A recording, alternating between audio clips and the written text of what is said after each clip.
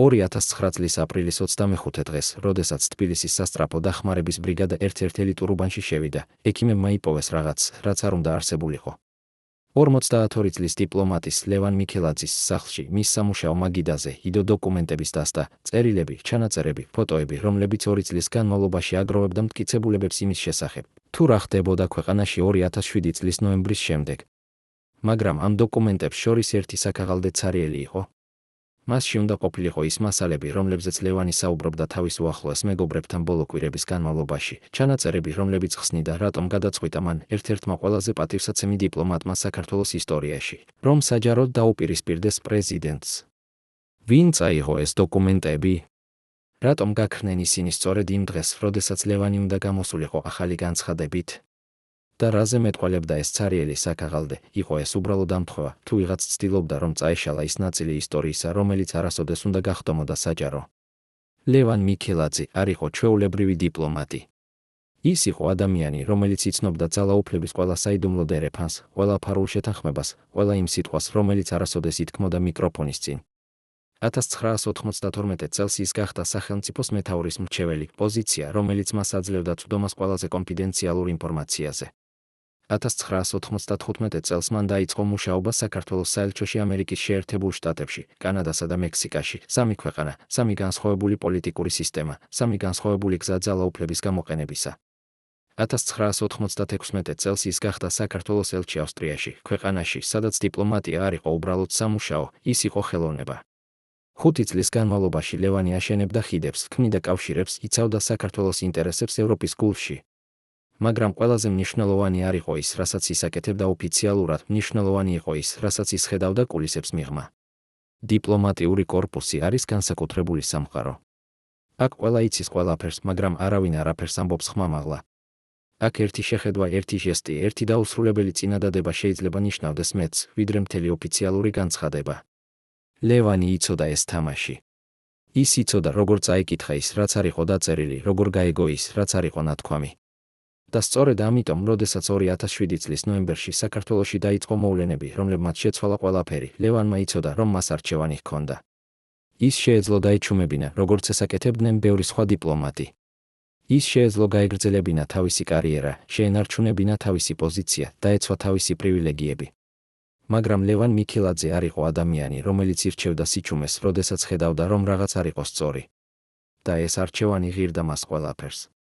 მაგრამ რა ხდებოდა იმ ნოემბრის დღეებში? რა იყო ის, რაც აიძულა ერთ-ერთი ყველაზე გამოცდილი დიპლომატი, ადამიანი, რომელიც მთელი თავისი ცხოვრება უძღვნა სახელმწიფო სამსახურს, რომ საჯაროდ გამოეცხადებინა პროტესტი? რა იყო ის ხაზი, რომელიც გადაიხაზა და რატომ გადაწყვიტა ლევანმა, რომ ამ ხაზის გადალახვა იყო მისი მოვალეობა? და რატომ 2 წლის შემდეგ, როდესაც ის ემზადებოდა ახალი ეტაპისთვის თავის პოლიტიკურ ცხოვრებაში, მოხდა ის, რაც მოხდა იმ აპრილის დილას? 1957 წლის თებერვლის 26 დღეს, თბილისში ერთ ჩვეულებრივ საბჭოთა ოჯახში დაიბადა ბიჭი, რომელსაც არავინ უწინასწარმეტყველებდა განსაკუთრებულ ბედს. ლევან მიქელაძე გაიზარდა ქალაქში, სადაც ყველა იცნობდა ერთმანეთს, სადაც ყველა ოჯახს ჰქონდა თავისი ისტორია, თავისი ტრადიციები, თავისი წესები. მაგრამ ლევანი იყო განსხვავებული. მას არ აინტერესებდა ის, რაც აინტერესებდა სხვა ბიჭებს მის ასაკში, ფეხბურთი, ქუჩის თამაშები, უსაზღვრო საზაფხულო დღეები. ლევანს აინტერესებდა წიგნები. ის კითხულობდა ყველაფერს, რაც ხელში ჩაუვარდებოდა, ისტორიას, ფილოსოფიას, პოლიტიკას, ლიტერატურას. ის კითხულობდა ისე, თითქოს ეძებდა რაღაცას, რაც არ იყო დაწერილი მის ირგვლივ არსებულ რეალობაში. 1974 წელს ლევანმა დაამთავრა თბილისის სახელმწიფო უნივერსიტეტი. ეს იყო დრო, როდესაც საბჭოთა კავშირი ჯერ კიდევ ჩანდა მარადიულად, როდესაც სისტემა ჩანდა შეუძრავად, როდესაც ყველა იცოდა თავისი ადგილი და არავინ ბედავდა ამ ადგილიდან გადასვლას. მაგრამ ლევანი ხედავდა ბზარებს.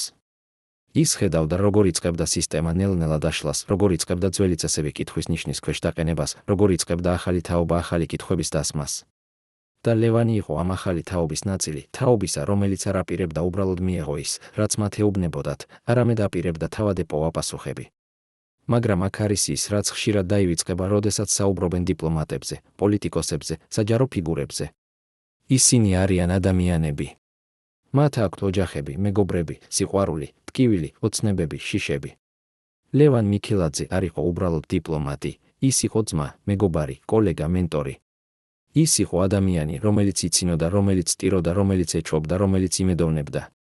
და როდესაც ის იღვიძებდა ღამის შუაში, როდესაც ვერ ეძინა, რადგან ფიქრობდა იმაზე, რაც ხდებოდა მის ქვეყანაში, ის არ იყო დიპლომატი, ის იყო უბრალოდ ადამიანი, რომელსაც ტკიოდა გული. 1992 წელს, როდესაც საქართველო გახდა დამოუკიდებელი, ლევანს მიეცა შესაძლებლობა, რომელზეც ბევრი ოცნებობდა, ის გახდა სახელმწიფოს მეთაურის მრჩეველი. წარმოიდგინეთ ეს 35 წლის განმავლობაში თქვენ ცხოვრობდით სისტემაში, სადაც ყველა გადაწყვეტილება მიიღებოდა მოსკოვში, სადაც თქვენი ხმა არაფერს ნიშნავდა, სადაც თქვენი ქვეყნის მომავალი არ იყო თქვენს ხელში. და უცებ, ერთ დღეს, თქვენ გაქვთ შესაძლებლობა, რომ იყოთ ნაწილი იმ პროცესისა, რომელიც აშენებს ახალ სახელმწიფოს, ახალ სისტემას, ახალ მომავალს. ეს იყო ის, რაც ლევანმა იგრძნო 1992 წელს. ეს იყო იმედი. ეს იყო ენთუზიაზმი. ეს იყო რწმენა, რომ ყველაფერი შესაძლებელი იყო. მაგრამ იმედი არის საშიში რამ. იმედი გაძლევს ენერგიას, მაგრამ იმედი ასევე ქმნის დაუცველს. რადგან როდესაც იმედი იწყებს ნელ-ნელა გაქრობას, როდესაც იწყებ ხედვას, რომ ის, რის იმშენებლობაც გინდოდა, იშენება სხვაგვარად, როდესაც იწყებ გაგებას, რომ ძველი სისტემის ბევრი ელემენტი უბრალოდ შეიცვალა ფორმა, მაგრამ არა არსი, მაშინ იმედის დაკარგვა არის ყველაზე მტკივნეული რამ, რაც შეიძლება მოხდეს. და ლევანი ხედავდა ამას. ის ხედავდა, როგორ იწყებდა ახალი სისტემა იმავე შეცდომების გამეორებას, რომლებიც ახასიათებდა ძველს. ის ხედავდა, როგორ იწყებდა ძალაუფლება კონცენტრირებას ერთი ადამიანის ხელში. ის ხედავდა, როგორ იწყებდა კრიტიკული ხმების ჩახშობას. და ის იცოდა, რომ ეს არ იყო ის, რისთვისაც ისინი იბრძოდნენ. 1995 წელს ლევანი გაემგზავრა ამერიკის შეერთებულ შტატებში. ის დაინიშნა საქართველოს საელჩოში, სადაც მუშაობდა არა მხოლოდ შტატებთან, არამედ კანადასთან და მექსიკასთან ურთიერთობებზეც. ეს იყო ახალი გამოცდილება. ეს იყო ახალი სამყარო. აქ, ამ ქვეყნებში ლევანი ხედავდა, როგორ მუშაობდა დემოკრატია, არა იდეალურად, არა უპრობლემოდ, მაგრამ მუშაობდა. აქ ის ხედავდა, როგორ შეეძლო ხალხს, რომ ეკითხა კითხვები ხელისუფლებას და მიეღო პასუხები. აქ ის ხედავდა, როგორ შეეძლო მედიას, რომ ეკრიტიკა პრეზიდენტი და არ შეშინებოდა შედეგების. აქ ის ხედავდა, როგორ შეეძლო ოპოზიციას, რომ არსებობდა არა როგორც მტერი, არამედ როგორც აუცილებელი ნაწილი სისტემისა. და ყოველჯერზე, როდესაც ის უბრუნდებოდა საქართველოს, ის ხედავდა კონტრასტს. ის ხედავდა, რამდენად განსხვავებული იყო რეალობა. 1996 წელს ლევანი გახდა საქართველოს ელჩი ავსტრიაში. ეს იყო პრესტიჟული პოზიცია.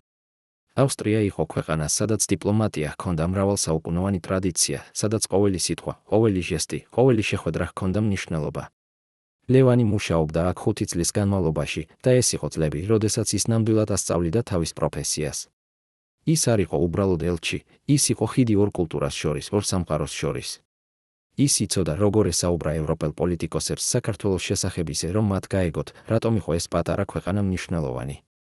ის იცოდა, როგორ დაეცვა საქართველოს ინტერესები ისე, რომ არ შეელახა არავის.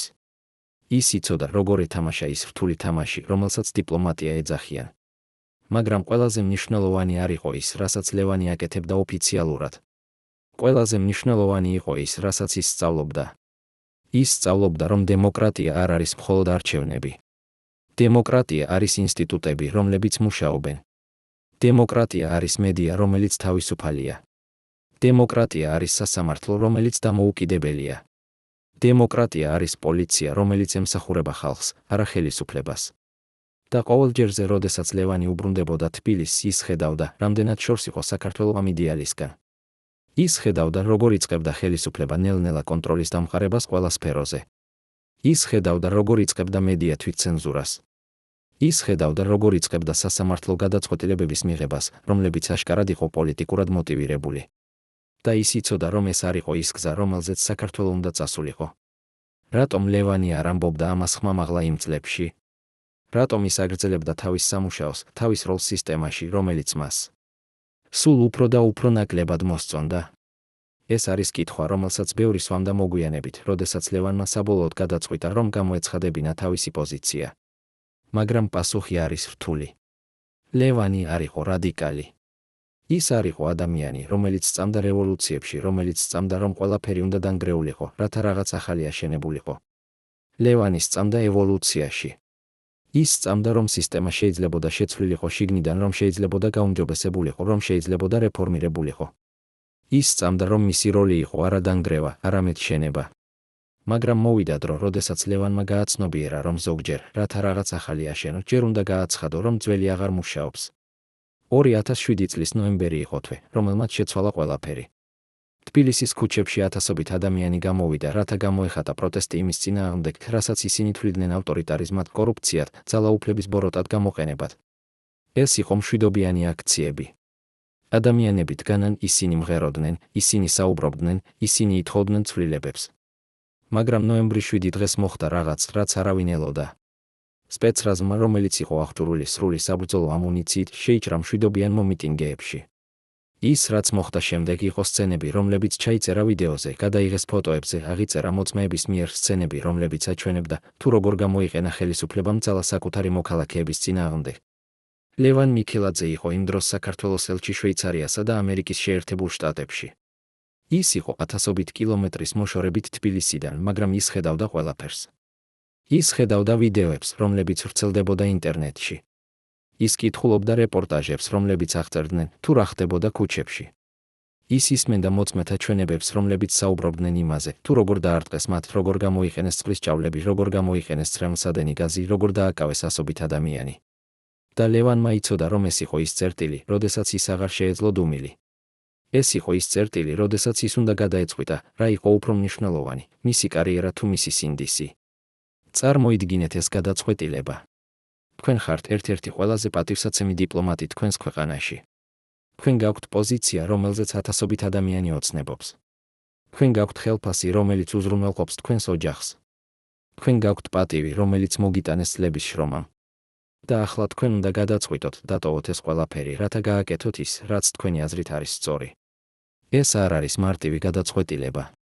ეს არის გადაწყვეტილება, რომელიც მოითხოვს გამბედაობას, რომელიც მოითხოვს პრინციპულობას, რომელიც მოითხოვს რწმენას, რომ ზოგიერთი რამ არის უფრო მნიშვნელოვანი, ვიდრე პირადი კომფორტი.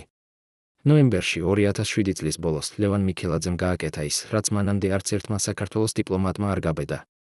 ის საჯაროდ გამოვიდა განცხადებით, რომელშიც აცხადებდა, რომ ის იწყებდა თავის თანამდებობიდან გადადგომას პროტესტის ნიშნად იმის წინააღმდეგ, რაც მოხდა ნოემბრის 7 დღეს. ეს იყო განცხადება, რომელიც გაკეთდა არა ემოციურად, არა იმპულსურად, არამედ ფრთხილად, გააზრებულად, პრინციპულად. ლევანმა არ გამოიყენა მძაფრი ენა. ის არ დაუძახა პრეზიდენტს.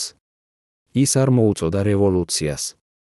ის უბრალოდ თქვა, რომ როგორც დიპლომატი, როგორც ადამიანი, რომელიც წარმოადგენდა საქართველოს მსოფლიოში, ის ვერ აგრძელებდა ამ როლის შესრულებას, როდესაც ხედავდა, რომ მისი ქვეყნის ხელისუფლება იყენებდა ძალას საკუთარი მოქალაქეების წინააღმდეგ. ეს განცხადება იყო ბომბი. ეს იყო პირველი ჯერი, როდესაც ვიღაც ასეთი მაღალი რანგის ოფიციალური პირი საჯაროდ აკრიტიკებდა ხელისუფლებას. ეს იყო პირველი ჯერი, როდესაც ვიღაც, ვინც იყო ნაწილი სისტემისა, ამბობდა, რომ სისტემა არ მუშაობდა. ეს იყო პირველი ჯერი, როდესაც ვიღაც აჩვენებდა, რომ შესაძლებელი იყო დაეპირისპირებინა ხელისუფლებას და არ შეშინებოდა შედეგების. და ეს განცხადება გახდა სიმბოლო. ის გახდა მაგალითი იმისა, რომ პრინციპები შეიძლება იყოს უფრო მნიშვნელოვანი ვიდრე პოზიცია, რომ სინდისი შეიძლება იყოს უფრო ძლიერი ვიდრე კარიერა, რომ ერთი ადამიანის გამბედაობა შეიძლება შთააგონოს ათასობით სხვას. მაგრამ რა ღირდა ეს გადაწყვეტილება ლევანს? ის დაკარგა თავისი თანამდებობა. ის დაკარგა თავისი ხელფასი. ის დაკარგა თავისი სტატუსი. ის გახდა პერსონა ნონ გრატა ხელისუფლებისთვის. ის გახდა ადამიანი, რომელსაც აღარ ენდობოდნენ, რომელსაც აღარ იწვევდნენ ოფიციალურ შეკრებებზე, რომელსაც აღარ ითვლიდნენ ნაწილად სისტემისა. მაგრამ ლევანმა მიიღო სხვა რამ. ის მიიღო პატივისცემა იმ ადამიანებისგან, რომლებიც იზიარებდნენ მის ხედვას. ის მიიღო მხარდაჭერა იმ ადამიანებისგან, რომლებიც სწამდათ, რომ საქართველო იმსახურებდა უკეთესს. ის მიიღო რაღაც, რაც არ იყო გაზომადი ფულით ან პოზიციით, ის მიიღო შინაგანი სიმშვიდე, რომ გააკეთა ის, რაც იყო სწორი. 2 წლის განმავლობაში, 2007 წლიდან 2009 წლამდე, ლევანი იყო ერთგვარ ლიმბოში. ის აღარ იყო ნაწილი ოფიციალური სისტემისა, მაგრამ ის ასევე არ იყო სრულად ჩართული ოპოზიციურ პოლიტიკაში. ის აკვირდებოდა, ის ფიქრობდა, ის საუბრობდა ადამიანებთან, რომლებიც იზიარებდნენ მის შეშფოთებებს. ის ცდილობდა გაეგო, თუ როგორ შეეძლო მას, რომ ყოფილიყო ნაწილი ცვლილებისა, რომელსაც ის სურდა ხედვა საქართველოში. და 2009 წელს ლევანმა გადაწყვიტა, რომ დრო მოვიდა ახალი ნაბიჯისთვის. ის შეუერთდა ალიანს საქართველოსთვის ოპოზიციურ გაერთიანებას, რომელსაც ხელმძღვანელობდა ირაკლი ალასანია, ადამიანი, რომელიც ასევე იყო ყოფილი ოფიციალური პირი და რომელიც ასევე გადაწყვიტა, რომ დრო მოვიდა ცვლილებებისთვის. ეს იყო მნიშვნელოვანი გადაწყვეტილება. ეს ნიშნავდა, რომ ლევანი აღარ იყო უბრალოდ კრიტიკოსი, ის ხდებოდა აქტიური მონაწილე პოლიტიკურ ბრძოლაში. ეს ნიშნავდა, რომ ის აღარ იყო უბრალოდ დამკვირვებელი, ის ხდებოდა მოთამაშე. ეს ნიშნავდა, რომ ის აღარ იყო უბრალოდ ადამიანი, რომელიც საუბრობდა პრინციპებზე, ის ხდებოდა ადამიანი, რომელიც ცდილობდა ამ პრინციპების რეალობად ქცევას. და ეს იყო საშიში გადაწყვეტილება. რადგან როდესაც თქვენ ხდებით აქტიური მონაწილე პოლიტიკურ ბრძოლაში, თქვენ ხდებით სამიზნე. თქვენ ხდებით ადამიანი, რომელსაც ხელისუფლება აღიქვამს როგორც საფრთხეს. თქვენ ხდებით ადამიანი, რომელზეც ისინი აკვირდებიან, რომელზეც ისინი აგროვებენ ინფორმაციას, რომელზეც ისინი ცდილობენ გავლენის მოხდენას. მაგრამ ლევანი არ შეშინებია. ის იცოდა რისკები. ის იცოდა, რომ ეს გზა არ იყო მარტივი. ის იცოდა, რომ ეს გზა შეიძლება ღირდა მას ბევრი. მაგრამ ის ასევე იცოდა, რომ ზოგიერთი რამ იყო უფრო მნიშვნელოვანი ვიდრე პირადი უსაფრთხოება. ის იცოდა, რომ ზოგიერთი რამ იყო უფრო მნიშვნელოვანი ვიდრე პირადი კომფორტი.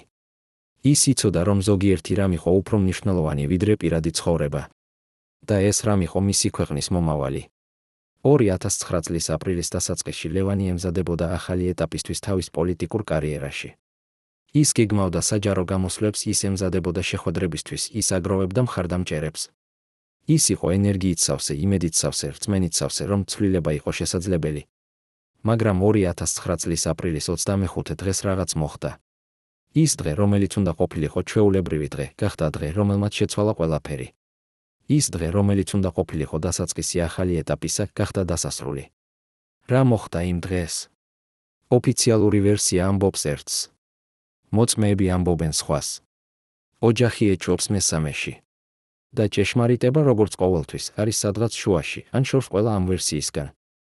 მაგრამ ის, რაც ცნობილია, არის ის, რომ ლევან მიქელაძე, ადამიანი, რომელმაც მთელი თავისი ცხოვრება მიუძღვნა სამსახურს თავისი ქვეყნისთვის, ადამიანი, რომელმაც გაბედა დაეპირისპირებინა სისტემას, ადამიანი, რომელმაც გაბედა ეთქვა ჭეშმარიტება, როდესაც სხვები ჩუმობდნენ, ეს ადამიანი აღარ იყო. და მასთან ერთად წავიდა ის ჭეშმარიტება, რომელიც იყო იმ ცარიელ საქაღალდეში, რომელიც იპოვეს მის სამუშაო მაგიდაზე. რა იყო იმ დოკუმენტებში? რას აპირებდა ლევანი გამოეცხადებინა?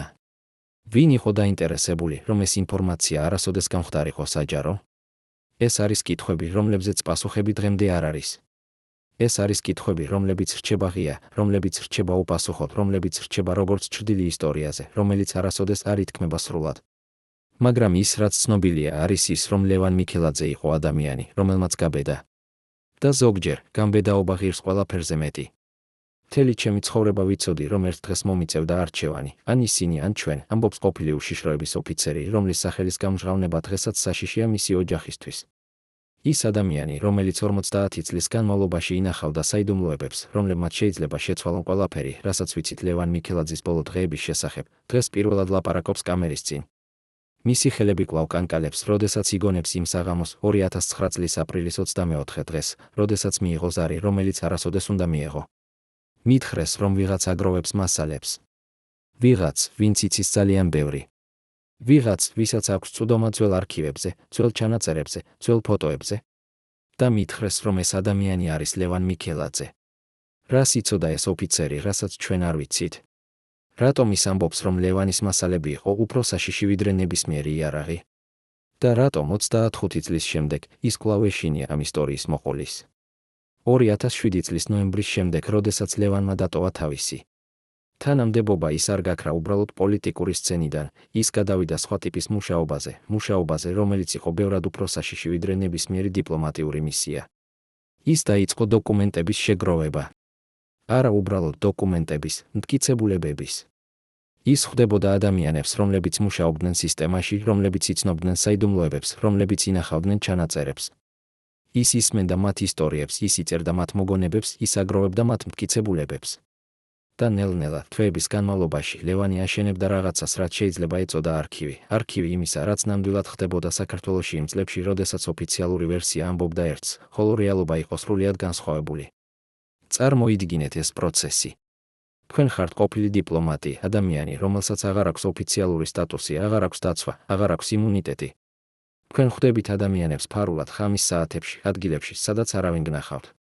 თქვენ ისმენთ ისტორიებს, რომლებიც შეიძლება ღირდეს ცხოვრებები, არა მხოლოდ თქვენი, არამედ იმ ადამიანების, რომლებიც გიზიარებენ ამ ისტორიებს.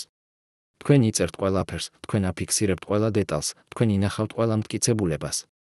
და თქვენ იცით, რომ ეს მასალები არის დინამიტი, ისინი შეიძლება აფეთქდნენ ნებისმიერ მომენტში და როდესაც ისინი აფეთქდებიან, ისინი შეცვლიან ყველაფერს. მაგრამ თქვენ ასევე იცით, რომ თქვენ არ შეგიძლიათ შეჩერდეთ. რადგან თუ თქვენ შეჩერდებით, მაშინ ჭეშმარიტება არასოდეს გახდება ცნობილი. ლევანის მეგობრები იხსენებენ, რომ იმ 2 წლის განმავლობაში, 2007 წლიდან 2009 წლამდე, ის შეიცვალა. ის გახდა უფრო ფრთხილი, უფრო ყურადღებიანი, უფრო დაძაბული. ის იწყებდა შეხედვას თავის მხარზე, როდესაც სიარულობდა ქუჩაში. ის იწყებდა ტელეფონით საუბრისას იმის შემოწმებას, არ ისმენდა თუ არა ვინმე. ის იწყებდა თავისი დოკუმენტების დამალვას სხვადასხვა ადგილებში, რათა არ ყოფილიყო ყველაფერი ერთ ადგილას. ეს არ იყო პარანოია, ეს იყო გონივრული სიფრთხილე. რადგან ლევანი იცოდა, რომ ის, რასაც ისაკეთებდა, იყო საშიში. ის იცოდა, რომ იყვნენ ადამიანები, რომლებიც არ სურდათ, რომ ეს ინფორმაცია გამხდარიყო საჯარო. ის იცოდა, რომ იყვნენ ადამიანები, რომლებიც გააკეთებდნენ ყველაფერს, რათა შეეჩერებინათ ის. მაგრამ ვინ იყვნენ ეს ადამიანები? ეს არის კითხვა, რომელზეც პასუხი არის რთული, რადგან ის მოიცავს არა მხოლოდ ოფიციალურ სტრუქტურებს, არამედ ასევე ფარულ ქსელებს, რომლებიც მუშაობდნენ კულისებს მიღმა. იყვნენ ადამიანები ხელისუფლებაში, რომლებიც ნერვიულობდნენ იმის გამო, რასაც ლევანი შეიძლება იცოდა. იყვნენ ადამიანები ბიზნეს წრეებში, რომლებიც ეშინოდათ, რომ მათი კავშირები ხელისუფლებასთან შეიძლება გამხდარიყო საჯარო. იყვნენ ადამიანები უშიშროების სტრუქტურებში, რომლებიც იცოდნენ, რომ ლევანს ჰქონდა წვდომა ინფორმაციაზე, რომელიც შეიძლება დაეხარჯათ მათი კარიერები, ან მეტი. და ყველა ეს ადამიანი აკვირდებოდა. ყველა ეს ადამიანი ელოდა. ყველა ეს ადამიანი ცდილობდა გაეგო, თუ რას აპირებდა ლევანი გააკეთოს იმ ინფორმაციით, რომელიც მას ჰქონდა. 2009 წლის დასაწყისში ლევანმა გადაწყვიტა, რომ დრო მოვიდა ახალი ნაბიჯისთვის. ის შეუერთდა ალიანსს საქართველოსთვის, ეს იყო არა მხოლოდ პოლიტიკური გადაწყვეტილება, არამედ სტრატეგიული ნაბიჯი. ლევანი იცოდა, რომ თუ ის აპირებდა გამოეყენებინა ის ინფორმაცია, რომელიც მას ჰქონდა, მას სჭირდებოდა პლატფორმა, მას სჭირდებოდა მხარდაჭერა, მას სჭირდებოდა დაცვა. და ალიანსი საქართველოსთვის აძლევდა მას ამ ყველაფერს. მაგრამ ეს გადაწყვეტილება ასევე გახადა ის უფრო ხილული, უფრო დაუცველი, უფრო მარტივი სამიზნე იმათთვის, ვინც სურდა მისი შეჩერება. აპრილის დასაწყისში 2009 წელს ლევანი იყო აქტიური როგორც არასოდეს. ის გეგმავდა საჯარო გამოსვლებს, სადაც აპირებდა ზოგიერთი ფაქტის გამჟღავნებას. ის ემზადებოდა პრესკონფერენციისთვის, სადაც აპირებდა დოკუმენტების წარდგენას. ის საუბრობდა ჟურნალისტებთან, რომლებსაც აპირებდა მიეცა ექსკლუზიური ინტერვიუები. მისი მეგობრები იხსენებენ, რომ ის იყო ენერგიით სავსე, მაგრამ ასევე დაძაბული. ის ამბობდა, რომ იცოდა, რომ ის, რასაც აპირებდა გააკეთოს, იყო რისკიანი, მაგრამ ის ასევე ამბობდა, რომ ის არ შეეძლო უკან დახევა. ის ამბობდა, რომ ის ვალდებული იყო იმ ადამიანების წინაშე, რომლებმაც ენდეს მას თავიანთი ისტორიები, იმ ადამიანების წინაშე, რომლებმაც გაბედეს ჭეშმარიტების თქმა, იმ ადამიანების წინაშე, რომლებიც დაზარალდნენ სისტემის მიერ. მაგრამ რა იყო ის ინფორმაცია, რომელიც ლევანს ჰქონდა? რა იყო ის დოკუმენტები, რომლებიც ის აპირებდა გამოეჩინა? ყოფილი უშიშროების ოფიცერი, რომელიც დღეს ლაპარაკობს, პირველად ამბობს, რომ ლევანს ჰქონდა მტკიცებულებები იმის შესახებ, თუ როგორ გამოიყენებოდა სახელმწიფო რესურსები პირადი მიზნებისთვის, თუ როგორ ფინანსდებოდა პოლიტიკური კამპანიები უკანონო წყაროებიდან, თუ როგორ იყენებდნენ უშიშროების სტრუქტურები თავიანთ უფლებამოსილებებს პოლიტიკური მოწინააღმდეგეების დასაშინებლად. ის ამბობს, რომ ლევანს ჰქონდა სახელები, თარიღები, თანხები, ადგილები. ის ამბობს, რომ ლევანს ჰქონდა ფოტოები, ჩანაწერები, ხელმოწერები. ის ამბობს, რომ ლევანს ჰქონდა ყველაფერი, რაც სჭირდებოდა, რათა დაემტკიცებინა ის, რასაც ბევრი ეჭვობდა, მაგრამ არავის შეეძლო დაემტკიცებინა. და სწორედ ამიტომ ამბობს ეს ოფიცერი, ლევან მიქელაძე გახდა ყველაზე საშიში ადამიანი საქართველოში იმ აპრილის დღეებში. არა იმიტომ, რომ ის იყო პოლიტიკოსი, ის ჯერ კიდევ არ იყო რეალური პოლიტიკური ძალა. არა იმიტომ, რომ ის ჰქონდა მასობრივი მხარდაჭერა, მისი სახელი ჯერ კიდევ არ იყო ცნობილი ფართო საზოგადოებისთვის. არამედ იმიტომ, რომ ის ჰქონდა ინფორმაცია, რომელიც შეიძლება შეეცვალა ყველაფერი, რომელიც შეიძლება დაეცა მთელი სისტემა, რომელიც შეიძლება გამოეძევებინა ადამიანები ძალაუფლებიდან და გაეგზავნა ისინი სასამართლოში. და ეს ინფორმაცია, ამბობს ოფიცერი, იყო ის, რაც ღირდა ლევანს ყველაფერი. რა იფიქრებთ, შეიძლება თუ არა ერთი ადამიანის ინფორმაცია იყოს იმდენად საშიში, რომ ვიღაც გადაწყვიტოს, რომ ეს ადამიანი უნდა გაჩერდეს ნებისმიერი ფასით. და თუ ასეა, ვინ იყო ის ადამიანი ან ადამიანები, რომლებმაც მიიღეს ეს გადაწყვეტილება?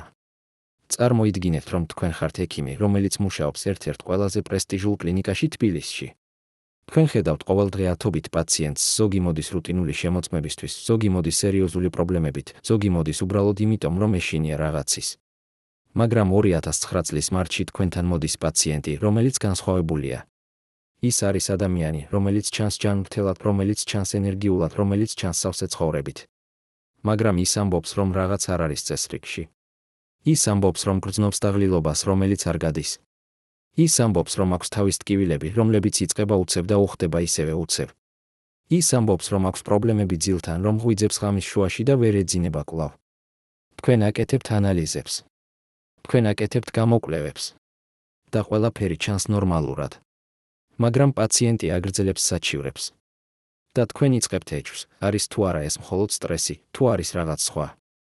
ლევან მიქელაძის სამედიცინო ისტორია, რომელიც დღემდე რჩება ნაწილობრივ დახურული, შეიცავს დეტალებს, რომლებიც აჩენენ კითხვებს.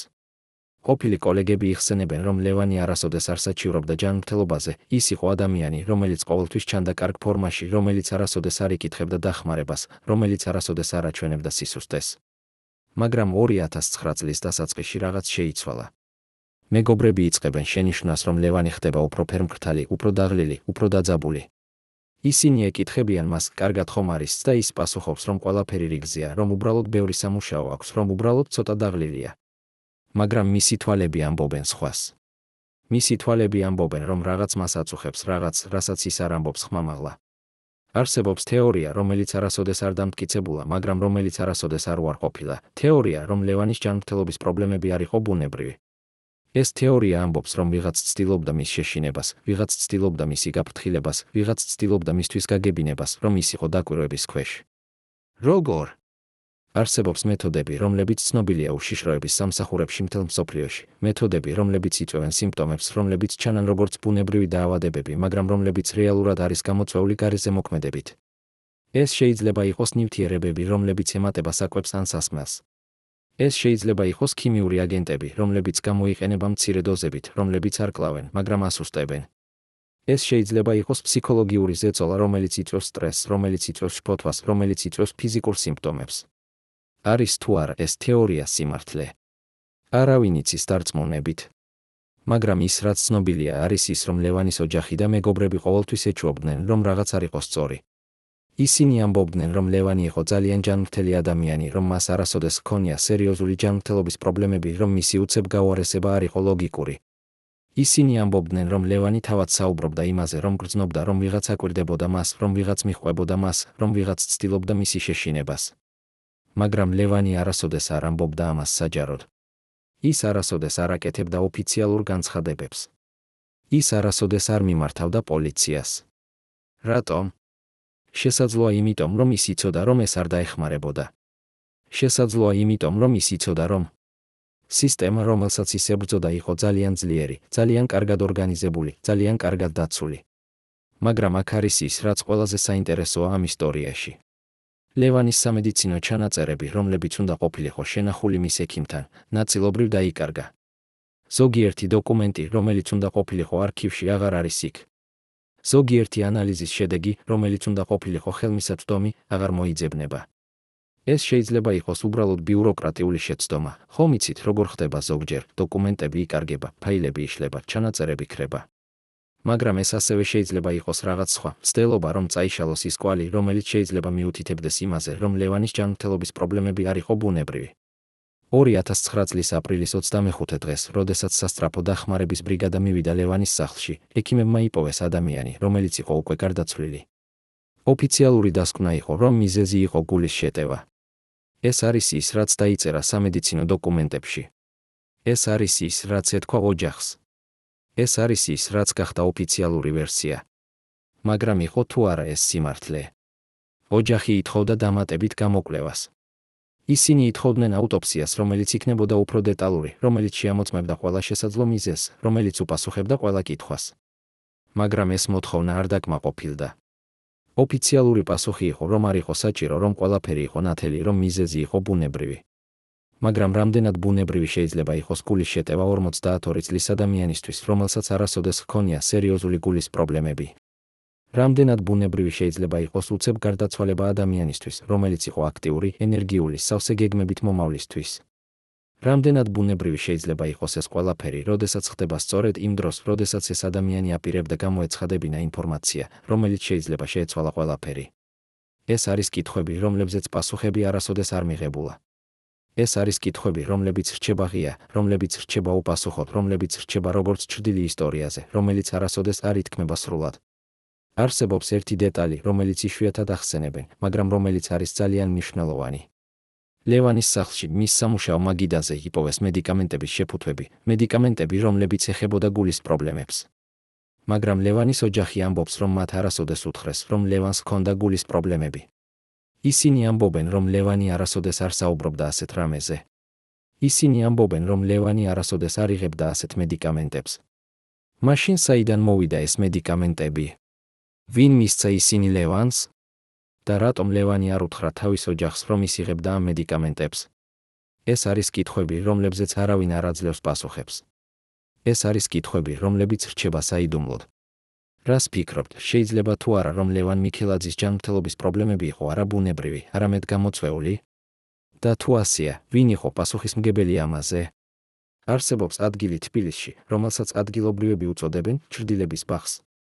ეს არის პატარა პარკი, რომელიც მდებარეობს ძველ უბანში, სადაც ხეები არიან ისეთი მკვრივი, რომ მზე ძლივს აღწევს მიწამდე. აქ, ამ პარკში, ადამიანები მოდიან, როდესაც სურთ საუბარი, რომელიც არავინ უნდა მოისმინოს. აქ, ამ პარკში, ადამიანები ხვდებიან, როდესაც სურთ გაცვლა ინფორმაციის, რომელიც არავინ უნდა იცოდეს. აქ, ამ პარკში, 2009 წლის აპრილის დასაწყისში, ლევან მიქელაძე შეხვდა ადამიანს, რომლის სახელი დღემდე რჩება უცნობი. მოწმეები, რომლებიც ნახეს ეს შეხვედრა შემთხვევით, იხსენებენ, რომ ორი ადამიანი ისხდა ერთ ბენჩზე, ისინი საუბრობდნენ ჩუმად, ისინი ხშირად უყურებდნენ თავიანთ გარშემო, თითქოს ამოწმებდნენ, არ აკვირდებოდა თუ არა ვინმე.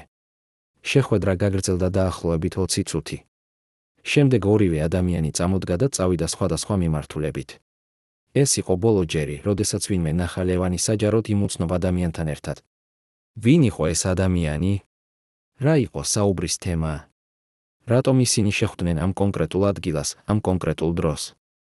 ეს არის კითხვები, რომლებზეც პასუხები არასოდეს არ მიღებულა ოფიციალურად.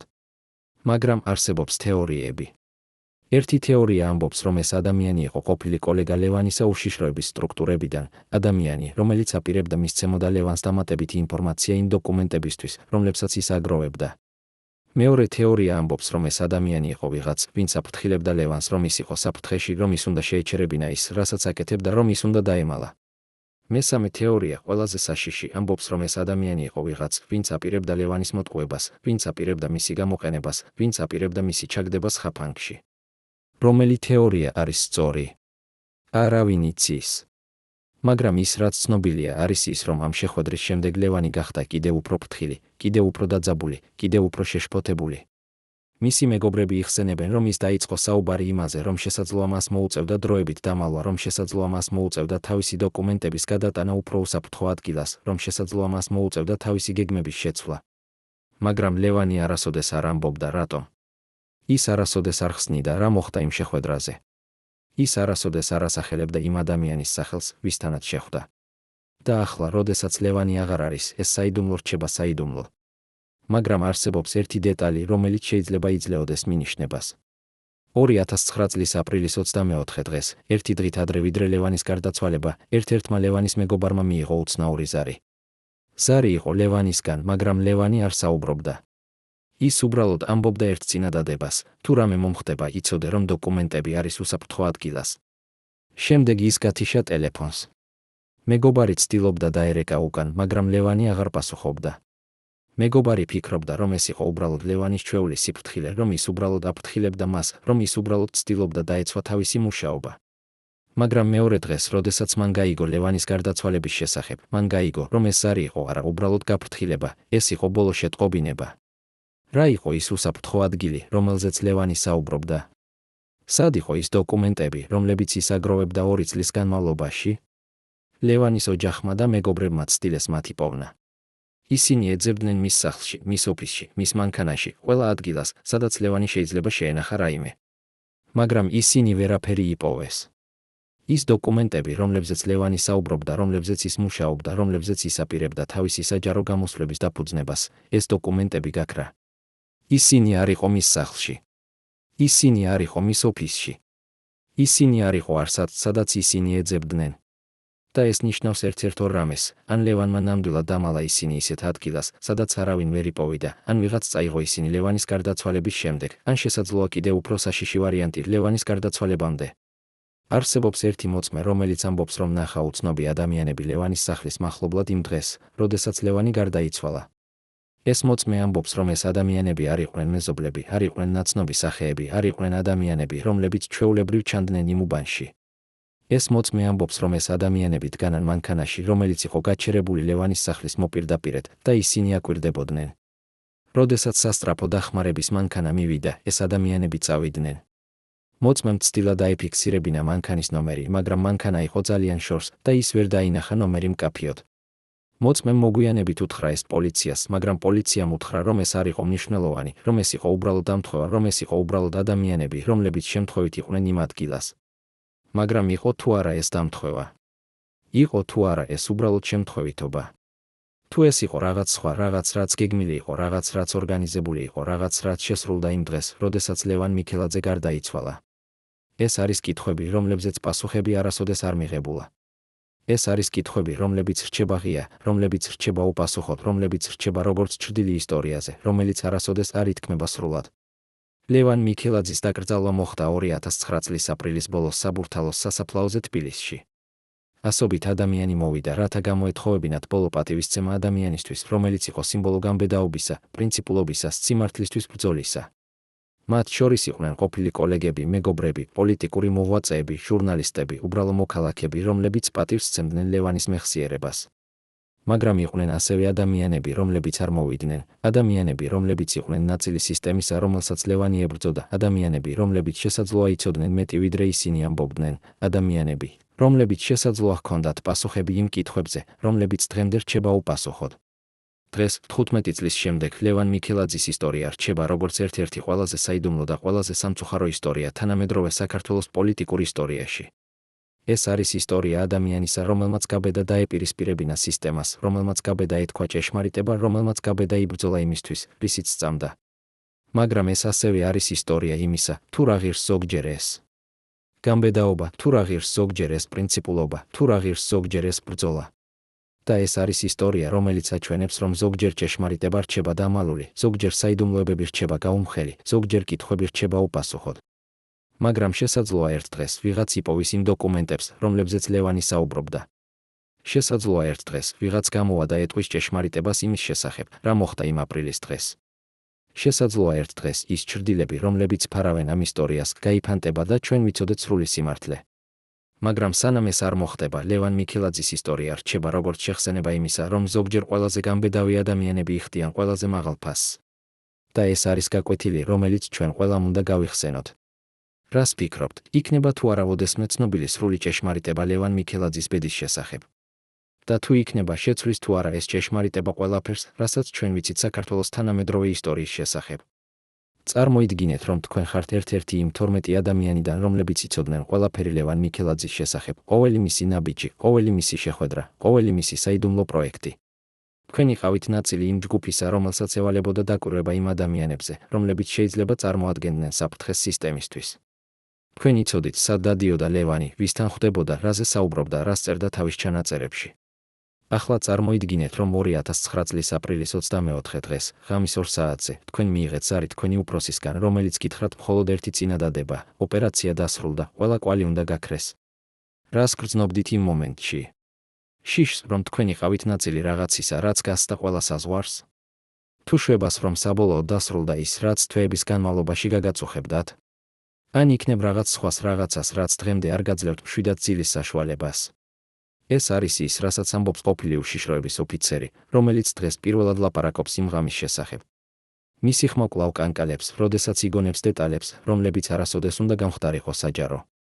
ჩვენ ვიცოდით, რომ ლევან მიქელაძე აგროვებდა მასალებს, ამბობს ის, თვალებს არიდებს კამერას. ჩვენ ვიცოდით, რომ მას ჰქონდა წვდომა ინფორმაციაზე, რომელიც შეიძლება დაეცა მთელი სისტემა. ჩვენ ვიცოდით, რომ ის აპირებდა ამ ინფორმაციის გამოქვეყნებას.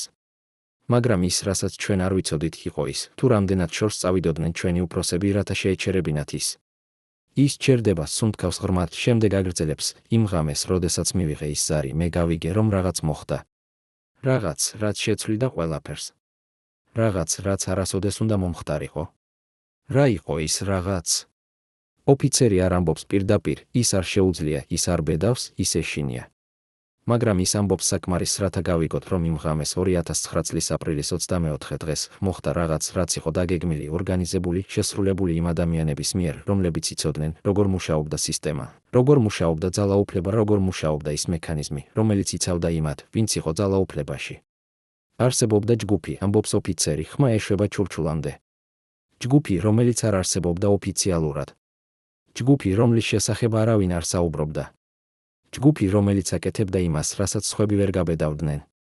და ეს ჯგუფი იყო პასუხისმგებელი იმაზე, რაც მოხდა ლევან მიქელაძესთან. ვინ იყვნენ ამ ჯგუფის წევრები? რამდენი ადამიანი იყო მათში? ვინ აძლევდა მათ ბრძანებებს? ოფიცერი არ პასუხობს ამ კითხვებზე, ის ამბობს, რომ არ იცის ყველა დეტალი, რომ ის იყო მხოლოდ მცირე ნაწილი უფრო დიდი მანქანისა, რომ ის იყო მხოლოდ ერთი კბილი უზარმაზარ მექანიზმში. მაგრამ ის ამბობს ერთ რამეს, რაც არის ძალიან მნიშვნელოვანი, ეს ჯგუფი არ მუშაობდა მარტო. მათ ჰქონდათ კავშირები ყველგან, პოლიციაში, სასამართლოში, მედიაში, ბიზნესში. მათ ჰქონდათ ადამიანები ყველა დონეზე, რომლებიც ეხმარებოდნენ მათ, რომლებიც იცავდნენ მათ, რომლებიც უზრუნველყოფდნენ, რომ არასოდეს გამხდარიყო ცნობილი ის, რასაც ისინი აკეთებდნენ. ეს არის ის, რასაც ეძახიან ღრმა სახელმწიფოს სტრუქტურა, რომელიც არსებობს კულისებს მიღმა, რომელიც მუშაობს ფარულად, რომელიც აკონტროლებს იმას, რასაც ჩვენ ვხედავთ ზედაპირზე. მაგრამ რატომ ლევან მიქელაძე? რატომ ის გახდა სამიზნე ამ ჯგუფისთვის? ოფიცერი ხსნის, ლევანი იყო საშიში არა იმიტომ, რომ ის იყო პოლიტიკოსი, ის ჯერ კიდევ არ იყო რეალური პოლიტიკური ძალა. ის იყო საშიში იმიტომ, რომ ის იცოდა ძალიან ბევრი. ის იყო ყოფილი დიპლომატი, ადამიანი, რომელსაც ჰქონდა ცუდომა ინფორმაციაზე, რომელიც არასოდეს უნდა გამხდარიყო საჯარო. ის იყო ადამიანი, რომელსაც ჰქონდა კავშირები ადამიანებთან, რომლებიც ასევე იცოდნენ საიდუმლოებებს. ის იყო ადამიანი, რომელსაც ჰქონდა დოკუმენტები, ფოტოები, ჩანაწერები, მტკიცებულებები, რომლებიც შეიძლება გამოეყენებინა სასამართლოში, მედიაში, საერთაშორისო ორგანიზაციებში. და ყველაზე მთავარი, ის იყო ადამიანი, რომელსაც არ ეშინოდა. ის იყო ადამიანი, რომელიც უკვე დატოვა თავისი თანამდებობა პროტესტის ნიშნად. ის იყო ადამიანი, რომელსაც აღარ ჰქონდა რაიმე დასაკარგი. და ეს ხდიდა მას ყველაზე საშიშ ადამიანად. 2009 წლის აპრილის დასაწყისში, როდესაც ლევანი ემზადებოდა თავისი საჯარო გამოსვლებისთვის, ეს ჯგუფი მიიღო გადაწყვეტილება. ოფიცერი არ ამბობს, ვინ მიიღო ეს გადაწყვეტილება, ის ამბობს, რომ ეს იყო ზემოდან, რომ ეს იყო ბრძანება, რომ ეს იყო ოპერაცია. მაგრამ ის ამბობს, რომ ეს გადაწყვეტილება იყო მკაფიო, ლევან მიქელაძე უნდა შეჩერებულიყო. როგორ? ოფიცერი ჩერდება, თვალებში ჩანს ტკივილი, შემდეგ ამბობს, არსებობს მეთოდები. მეთოდები, რომლებიც არ ტოვებენ კვალს. მეთოდები, რომლებიც ჩანან როგორც ბუნებრივი. მეთოდები, რომლებიც არავინ ეჭვობს. ის არ აგრძელებს, ის არ შეუძლია, ის არ ბედავს. მაგრამ ის, რასაც ის ამბობს, არის საკმარისი, რათა გავიგოთ, რომ ლევან მიქელაძის გარდაცვალება არ იყო უბრალოდ ბუნებრივი გულის შეტევა. იმ ღამეს 2009 წლის აპრილის 24 დღეს, როდესაც ოფიცერმა მიიღო ზარი, რომელიც უთხრა, რომ ოპერაცია დასრულდა, ის იცოდა, რომ რაღაც შეუქცევადი მოხდა. ის იცოდა, რომ ადამიანი, რომელზეც ისინი აკვირდებოდნენ თვეების განმავლობაში, აღარ იყო საფრთხე. ის იცოდა, რომ ის დოკუმენტები, რომლებზეც ლევანი მუშაობდა, აღარასოდეს გახდებოდა საჯარო. ის იცოდა, რომ ის ჭეშმარიტება, რომელსაც ლევანი აპირებდა გამოეცხადებინა, დარჩებოდა დამალული. და ის იცოდა, რომ ის თავად იყო ნაწილი ამ ყველაფრისა, ნაწილი სისტემისა, რომელიც აკეთებდა იმას, რასაც არავინ არ უნდა აკეთებდეს. მე ვცხოვრობ ამ ტვირთით ყოველდღე, ამბობს ოფიცერი, ხმა ირღვევა. მე ვიცი, რომ მე ვიყავი ნაწილი იმისა, რაც მოხდა. მე ვიცი, რომ მე შემეძლო რაღაცის გაკეთება, რათა შემეჩერებინა ეს. მაგრამ მე არ გავბედე. მე ვეშინოდა. მე ვიყავი მხოლოდ ერთი კბილი მანქანაში და მე ვიცოდი, რომ თუ მე შევეცდებოდი შეჩერებას, მაშინ მე თავად გავხდებოდი სამიზნე. რას ფიქრობთ, შეიძლება თუ არა, რომ არსებობს ფარული ჯგუფი, რომელიც აკონტროლებს იმას, რაც ხდება კულისებს მიღმა. და თუ ასეა, რამდენი სხვა ადამიანი გახდა მსხვერპლი ამ ჯგუფის გადაწყვეტილებებისა. არსებობს ადგილი თბილისის ცენტრში, რომელსაც თითქმის არავინ იცნობს. ეს არის ძველი შენობა, რომელიც გარედან ჩანს როგორც ჩვეულებრივი საცხოვრებელი კორპუსი, მაგრამ რომლის სარდაფში, ღრმად მიწის ქვეშ, არსებობს რაღაც, რაც არასოდეს არ ყოფილა ოფიციალურ რუკებზე. ეს არის ძველი საბჭოთა დროის ბუნკერი, რომელიც აშენდა ცივი ომის დროს, როდესაც ყველა დიდ ქალაქს ჰქონდა ასეთი ფარული თავშესაფრები ხელისუფლების წარმომადგენლებისთვის. მაგრამ ეს კონკრეტული ბუნკერი იყო განსაკუთრებული, ის არ იყო უბრალოდ თავშესაფარი, ის იყო არქივი. აქ, ამ ბუნკერში ინახებოდა დოკუმენტები, რომლებიც არასოდეს არ უნდა ყოფილიყო საჯარო, დოკუმენტები უშიშროების ოპერაციების შესახებ, დოკუმენტები პოლიტიკური დევნების შესახებ, დოკუმენტები იმის შესახებ, თუ როგორ მუშაობდა სისტემა რეალურად, არაოფიციალურად. 2007 წლის შემდეგ, როდესაც ლევან მიქელაძე დატოვა თავისი თანამდებობა და დაიწყო თავისი დამოუკიდებელი გამოძიება, ის გაიგო ამ ბუნკერის შესახებ. როგორ? ყოფილი კოლეგა ადამიანი, რომელიც მუშაობდა უშიშროების სტრუქტურებში და რომელიც ასევე იყო უკმაყოფილო იმით, რაც ხდებოდა ქვეყანაში, უთხრა მას ამ ადგილის შესახებ. ეს კოლეგა, რომლის სახელი დღემდე რჩება უცნობი, უთხრა ლევანს, რომ ამ ბუნკერში ინახებოდა ყველაფერი, ყველა საიდუმლო ოპერაცია, ყველა ფარული შეთანხმება, ყველა დოკუმენტი, რომელიც ამტკიცებდა იმას, რასაც ბევრი ეჭვობდა, მაგრამ არავის შეეძლო დაემტკიცებინა. მაგრამ იყო ერთი პრობლემა, ამ ბუნკერში შესვლა იყო თითქმის შეუძლებელი. ის იყო დაცული, ის იყო კონტროლირებადი, ის იყო ხელმისაწვდომი მხოლოდ იმათთვის, ვინც ჰქონდა უმაღლესი დონის დაშვება. მაგრამ ლევანი არ იყო ადამიანი, რომელიც ადვილად ჩამოიშორებდა. ის იცოდა, რომ თუ ის შეძლებდა წვდომას ამ არქივზე, ის შეძლებდა იმის მტკიცებას, რასაც ის ამბობდა. ის შეძლებდა იმის ჩვენებას, თუ როგორ მუშაობდა სისტემა რეალურად. ის შეძლებდა იმის გამჟღავნებას, რაც იყო დამალული წლების განმავლობაში. და ამიტომ ლევანმა დაიწყო გეგმის შემუშავება, გეგმის, რომელიც მოიცავდა არა მხოლოდ ფიზიკურ შესვლას ბუნკერში, არამედ ასევე იმის უზრუნველყოფას, რომ ის დოკუმენტები, რომლებსაც ის იპოვიდა, გახდებოდა საჯარო ისე, რომ არავინ შეძლებდა მათ განადგურებას. 2009 წლის მარტში, ერთი თვით ადრე ვიდრე მისი გარდაცვალება, ლევანმა საბოლოოდ მოახერხა წვდომა ამ ბუნკერზე. როგორ? ყოფილი კოლეგა, რომელმაც უთხრა მას ამ ადგილის შესახებ, დაეხმარა მას. ეს კოლეგა, რომელიც კვლავ მუშაობდა სისტემაში, მაგრამ რომელიც ასევე სურდა, რომ ჭეშმარიტება გამხდარიყო ცნობილი, მისცა ლევანს დროებითი დაშვება, რომელიც საშუალებას აძლევდა მას, რომ შესულიყო ბუნკერში ერთი ღამით. ეს იყო რისკიანი ოპერაცია, თუ ვინმე გაიგებდა, რომ ლევანი იყო იქ, ორივე, ლევანი და მისი კოლეგა გახდებოდნენ სამიზნე. მაგრამ ისინი გადაწყვიტეს, რომ ეს რისკი იყო ღირებული. იმ ღამეს, როდესაც ლევანი შევიდა ბუნკერში, ის იპოვა რაღაც, რაც აღემატებოდა მის ყველაზე ველურ მოლოდინს. ის იპოვა არა მხოლოდ დოკუმენტები, ის იპოვა მთელი სისტემის ანატომია. ის იპოვა ფაილებს, რომლებიც აღწერდნენ, თუ როგორ ფინანსდებოდა პოლიტიკური კამპანიები უკანონო წყაროებიდან. ის იპოვა ჩანაწერებს, რომლებიც აჩვენებდნენ, თუ როგორ იყენებდნენ უშიშროების სტრუქტურები თავიანთ უფლებამოსილებებს პოლიტიკური მოწინააღმდეგეების დასაშინებლად. ის იპოვა ფოტოებს, რომლებიც ადასტურებდნენ კავშირებს ხელისუფლებასა და ორგანიზებულ დანაშაულს შორის. ის იპოვა ხელმოწერებს, რომლებიც ამტკიცებდნენ, რომ ზოგიერთი ყველაზე მაღალი რანგის ოფიციალური პირი იყო ჩართული კორუფციულ სქემებში. და ის იპოვა რაღაც, რაც იყო ყველაზე საშიში სიას იმ ადამიანების, რომლებიც გაქრნენ წლების განმავლობაში, ადამიანების, რომლებზეც ოფიციალურად ამბობდნენ, რომ წავიდნენ საზღვარგარეთ, ან რომ დაიკარგნენ, ან რომ მოკვდნენ უბედური შემთხვევების შედეგად, მაგრამ რომლებზეც ეს დოკუმენტები ამბობდნენ სრულიად განსხვავებულ ისტორიას. ლევანმა იცოდა, რომ მას ჰქონდა მხოლოდ რამდენიმე საათი. ის არ შეეძლო ყველა დოკუმენტის გატანა, ისინი იყო ძალიან ბევრი და ის იყო მარტო. ამიტომ ის გააკეთა ის, რაც შეეძლო, ის გადაიღო ყველაზე მნიშვნელოვანი დოკუმენტები თავისი ფოტოაპარატით. ის გადაიღო ასობით გვერდი, ათასობით ფოტო. ის მუშაობდა სწრაფად, ფრთხილად, ყურადღებით. ის იცოდა, რომ ყოველი წუთი იყო მნიშვნელოვანი, რომ ყოველი დაკარგული წამი შეიძლება ღირდა მას ყველაფერი. და როდესაც ის საბოლოოდ დაასრულა, როდესაც ის გავიდა ბუნკერიდან იმ ღამის ბოლოს, ის იცოდა, რომ მას ჰქონდა ის, რაც სჭირდებოდა, მტკიცებულებები, რომლებიც შეცვლიდა ყველაფერს. მაგრამ ლევანი ასევე იცოდა, რომ ახლა ის იყო უფრო საშიში ვიდრე ოდესმე. ის იცოდა, რომ თუ ვინმე გაიგებდა, რომ მას ჰქონდა ეს ფოტოები, ის გახდებოდა სამიზნე ნომერ 1. ამიტომ ის გააკეთა რაღაც, რაც იყო ძალიან ჭკვიანური, ის არ შეინახა ყველა ფოტო ერთ ადგილას. ის გააკეთა რამდენიმე ასლი და გაანაწილა ისინი სხვადასხვა ადგილებში. ის მისცა ერთი ასლი თავის ყველაზე ახლო მეგობარს, რომელსაც ენდობოდა სრულიად. ის დამალა მეორე ასლი ადგილას, რომელსაც მხოლოდ ის იცნობდა. და ის შეინახა მესამე ასლი თავის სახლში, მაგრამ ისე დამალული, რომ არავინ ვერ იპოვიდა მას, თუ არ იცოდა ზუსტად სად ეძება. ლევანის გეგმა იყო მარტივი, ის აპირებდა გამოეყენებინა ეს ფოტოები თავის საჯარო გამოსვლებში. ის აპირებდა წარედგინა ისინი ჟურნალისტებისთვის, საერთაშორისო ორგანიზაციებისთვის, იურისტებისთვის.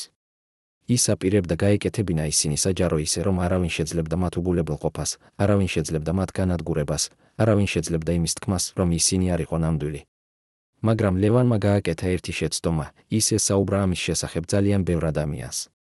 ის ესაუბრა თავის მეგობრებს, თავის კოლეგებს, თავის პოლიტიკურ მოკავშირეებს. ის ესაუბრა იმიტომ, რომ სურდა მათი მხარდაჭერა, სურდა მათი რჩევა, სურდა მათი დახმარება. მაგრამ ყოველი ადამიანი, ვისთანაც ის საუბრობდა, იყო პოტენციური წყარო ინფორმაციის გაჟონვისთვის. და სწორედ ეს მოხდა. 2009 წლის აპრილის დასაწყისში ვიღაცამ, ვინც იყო ლევანის წრეში, ან ვინც იყო დაკავშირებული ვიღაცასთან ლევანის წრიდან, გადასცა ინფორმაცია იმ ადამიანებს, რომლებიც არ სურდათ, რომ ეს ფოტოები გამხდარიყო საჯარო. ეს ინფორმაცია მივიდა იმ ფარულ ჯგუფთან, რომელზეც ყოფილი უშიშროების ოფიცერი საუბრობდა. და ამ ჯგუფმა მიიღო გადაწყვეტილება, ლევან მიქელაძე უნდა შეჩერებულიყო და ის ფოტოები უნდა განადგურებულიყო. როგორ? ისინი გეგმავდნენ ორ ეტაპიან ოპერაციას, პირველი შეჩერება ლევანისა და მეორე პოვნა და განადგურება ყველა ასლისა იმ ფოტოებისა. იმ ღამეს 2009 წლის აპრილის 24 დღეს პირველი ეტაპი შესრულდა. ლევან მიქელაძე გარდაიცვალა ოფიციალურად გულის შეტევის შედეგად, მაგრამ რეალურად იმის შედეგად, რაც იყო დაგეგმილი, ორგანიზებული, შესრულებული. მეორე ეტაპი დაიწყო დაუყოვნებლივ, ძებნა იმ ფოტოების, რომლებიც ლევანმა გააკეთა. მაგრამ აქ მოხდა რაღაც, რაც არავინ არ ელოდა, ის ფოტოები, რომლებიც უნდა ყოფილიყო ლევანის სახლში, არ იყო იქ. ის ფოტოები, რომლებიც უნდა ყოფილიყო მის ოფისში, არ იყო იქ. ის ფოტოები, რომლებიც უნდა ყოფილიყო მის მანქანაში, არ იყო იქ. ლევანმა ნამდვილად დამალა ისინი ისე, რომ არავინ ვერ იპოვიდა მათ. მაგრამ სად არის ეს ფოტოები დღეს? ეს არის კითხვა, რომელზეც პასუხი არავინ არ იცის. ლევანის მეგობარი, რომელსაც მან მისცა ერთი ასლი, ამბობს, რომ ის დაკარგა ეს ასლი, ის ამბობს, რომ მისი სახლი გაძარცვეს რამდენიმე დღის შემდეგ ლევანის გარდაცვალების შემდეგ და ის ფოტოები იყო ერთ-ერთი რამ, რაც წაიღეს. მეორე ასლი, რომელიც ლევანმა დამალა ადგილას, რომელსაც მხოლოდ ის იცნობდა, არასოდეს არ იპოვეს, არავინ არ იცის, სად იყო ეს ადგილი. მესამე ასლი, რომელიც უნდა ყოფილიყო ლევანის სახლში, ასევე არ იპოვეს, ან ის წაიღეს იმ ადამიანებმა, რომლებიც ეძებდნენ მას, ან ლევანმა გადაიტანა ის სხვაგან ბოლო მომენტში. დღეს, 15 წლის შემდეგ, ის ფოტოები, რომლებმაც შეიძლება შეცვალონ ყველაფერი, რაც ჩვენ ვიცით საქართველოს თანამედროვე ისტორიის შესახებ, კვლავ არის სადღაც დამალული, დაკარგული, დავიწყებული. მაგრამ შესაძლოა ერთ დღეს ვიღაც იპოვის მათ. შესაძლოა ერთ დღეს ვიღაც გამოვა და ეტყვის, სად არის ისინი. შესაძლოა ერთ დღეს ის ჭეშმარიტება, რომელიც დამალულია იმ ფოტოებში, გახდება ცნობილი. და მაშინ ყველაფერი შეიცვლება. რას ფიქრობთ, სად შეიძლება იყოს ეს ფოტოები დღეს? და თუ ისინი იპოვება, შეცვლის თუ არა ეს ყველაფერს? 2009 წლის აპრილის 25 დღეს, დილის 9 საათზე, ლევან მიქელაძის ოჯახმა მიიღო ზარი, რომელიც შეცვლიდა მათ ცხოვრებას სამუდამოდ. ზარი იყო სასწრაფო დახმარების სამსახურიდან, მათ უთხრეს, რომ ლევანი იყო გარდაცვლილი, რომ მიზეზი იყო გულის შეტევა, რომ ყველაფერი მოხდა ძალიან სწრაფად, რომ ექიმებმა ვერაფერი გააკეთეს. ოჯახი იყო შოკში. როგორ შეიძლებოდა ეს? ლევანი იყო ჯანმრთელი ადამიანი. ლევანს არასოდეს ჰქონია სერიოზული გულის პრობლემები. ლევანი იყო სავსე ენერგიით, სავსე გეგმებით, სავსე იმედით. როგორ შეიძლებოდა, რომ ის უბრალოდ გარდაიცვალა ერთი ღამით? ოჯახმა დაუყოვნებლივ მოითხოვა დეტალური გამოკვლევა. ისინი სურდათ აუტოპსია, რომელიც შეამოწმებდა ყველა შესაძლო მიზეზს. ისინი სურდათ ტოქსიკოლოგიური ანალიზი, რომელიც შეამოწმებდა, არ იყო თუ არა ლევანის ორგანიზმში რაიმე უცხო ნივთიერება.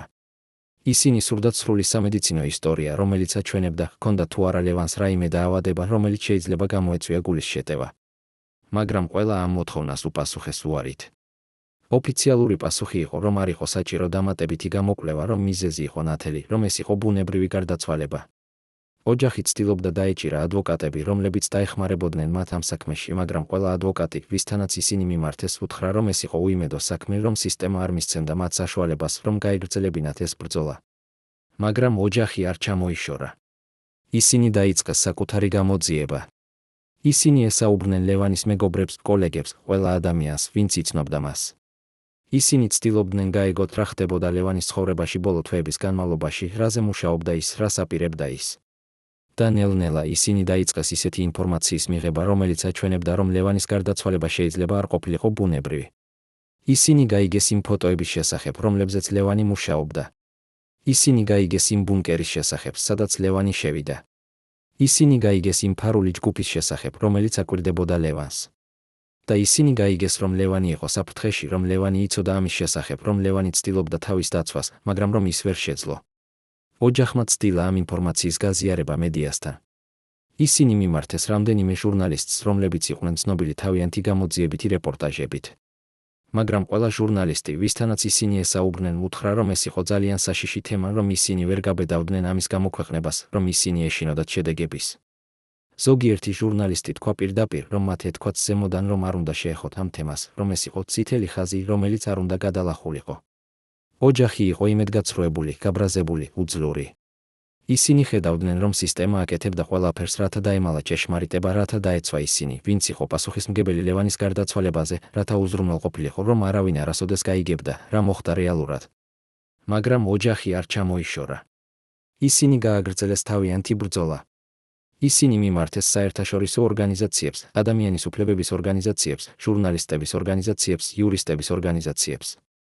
ისინი უთხრეს მათ ლევანის ისტორია. ისინი უთხრეს მათ თავიანთი ეჭვები. ისინი უთხრეს მათ, რომ ისინი სჯეროდათ, რომ ლევანი იყო მოკლული იმის გამო, რასაც ის იცოდა, იმის გამო, რასაც ის აპირებდა გამოეცხადებინა. ზოგიერთმა ორგანიზაციამ მოისმინა ისინი. ზოგიერთმა ორგანიზაციამ გამოხატა შეშფოთება. ზოგიერთმა ორგანიზაციამ კი მოითხოვა ოფიციალური გამოძიება საქართველოს ხელისუფლებისგან. მაგრამ ხელისუფლებამ უპასუხა, რომ გამოძიება. უკვე ჩატარდა, რომ დასკვნა იყო ნათელი, რომ ლევან მიქელაძე გარდაიცვალა ბუნებრივი მიზეზების გამო.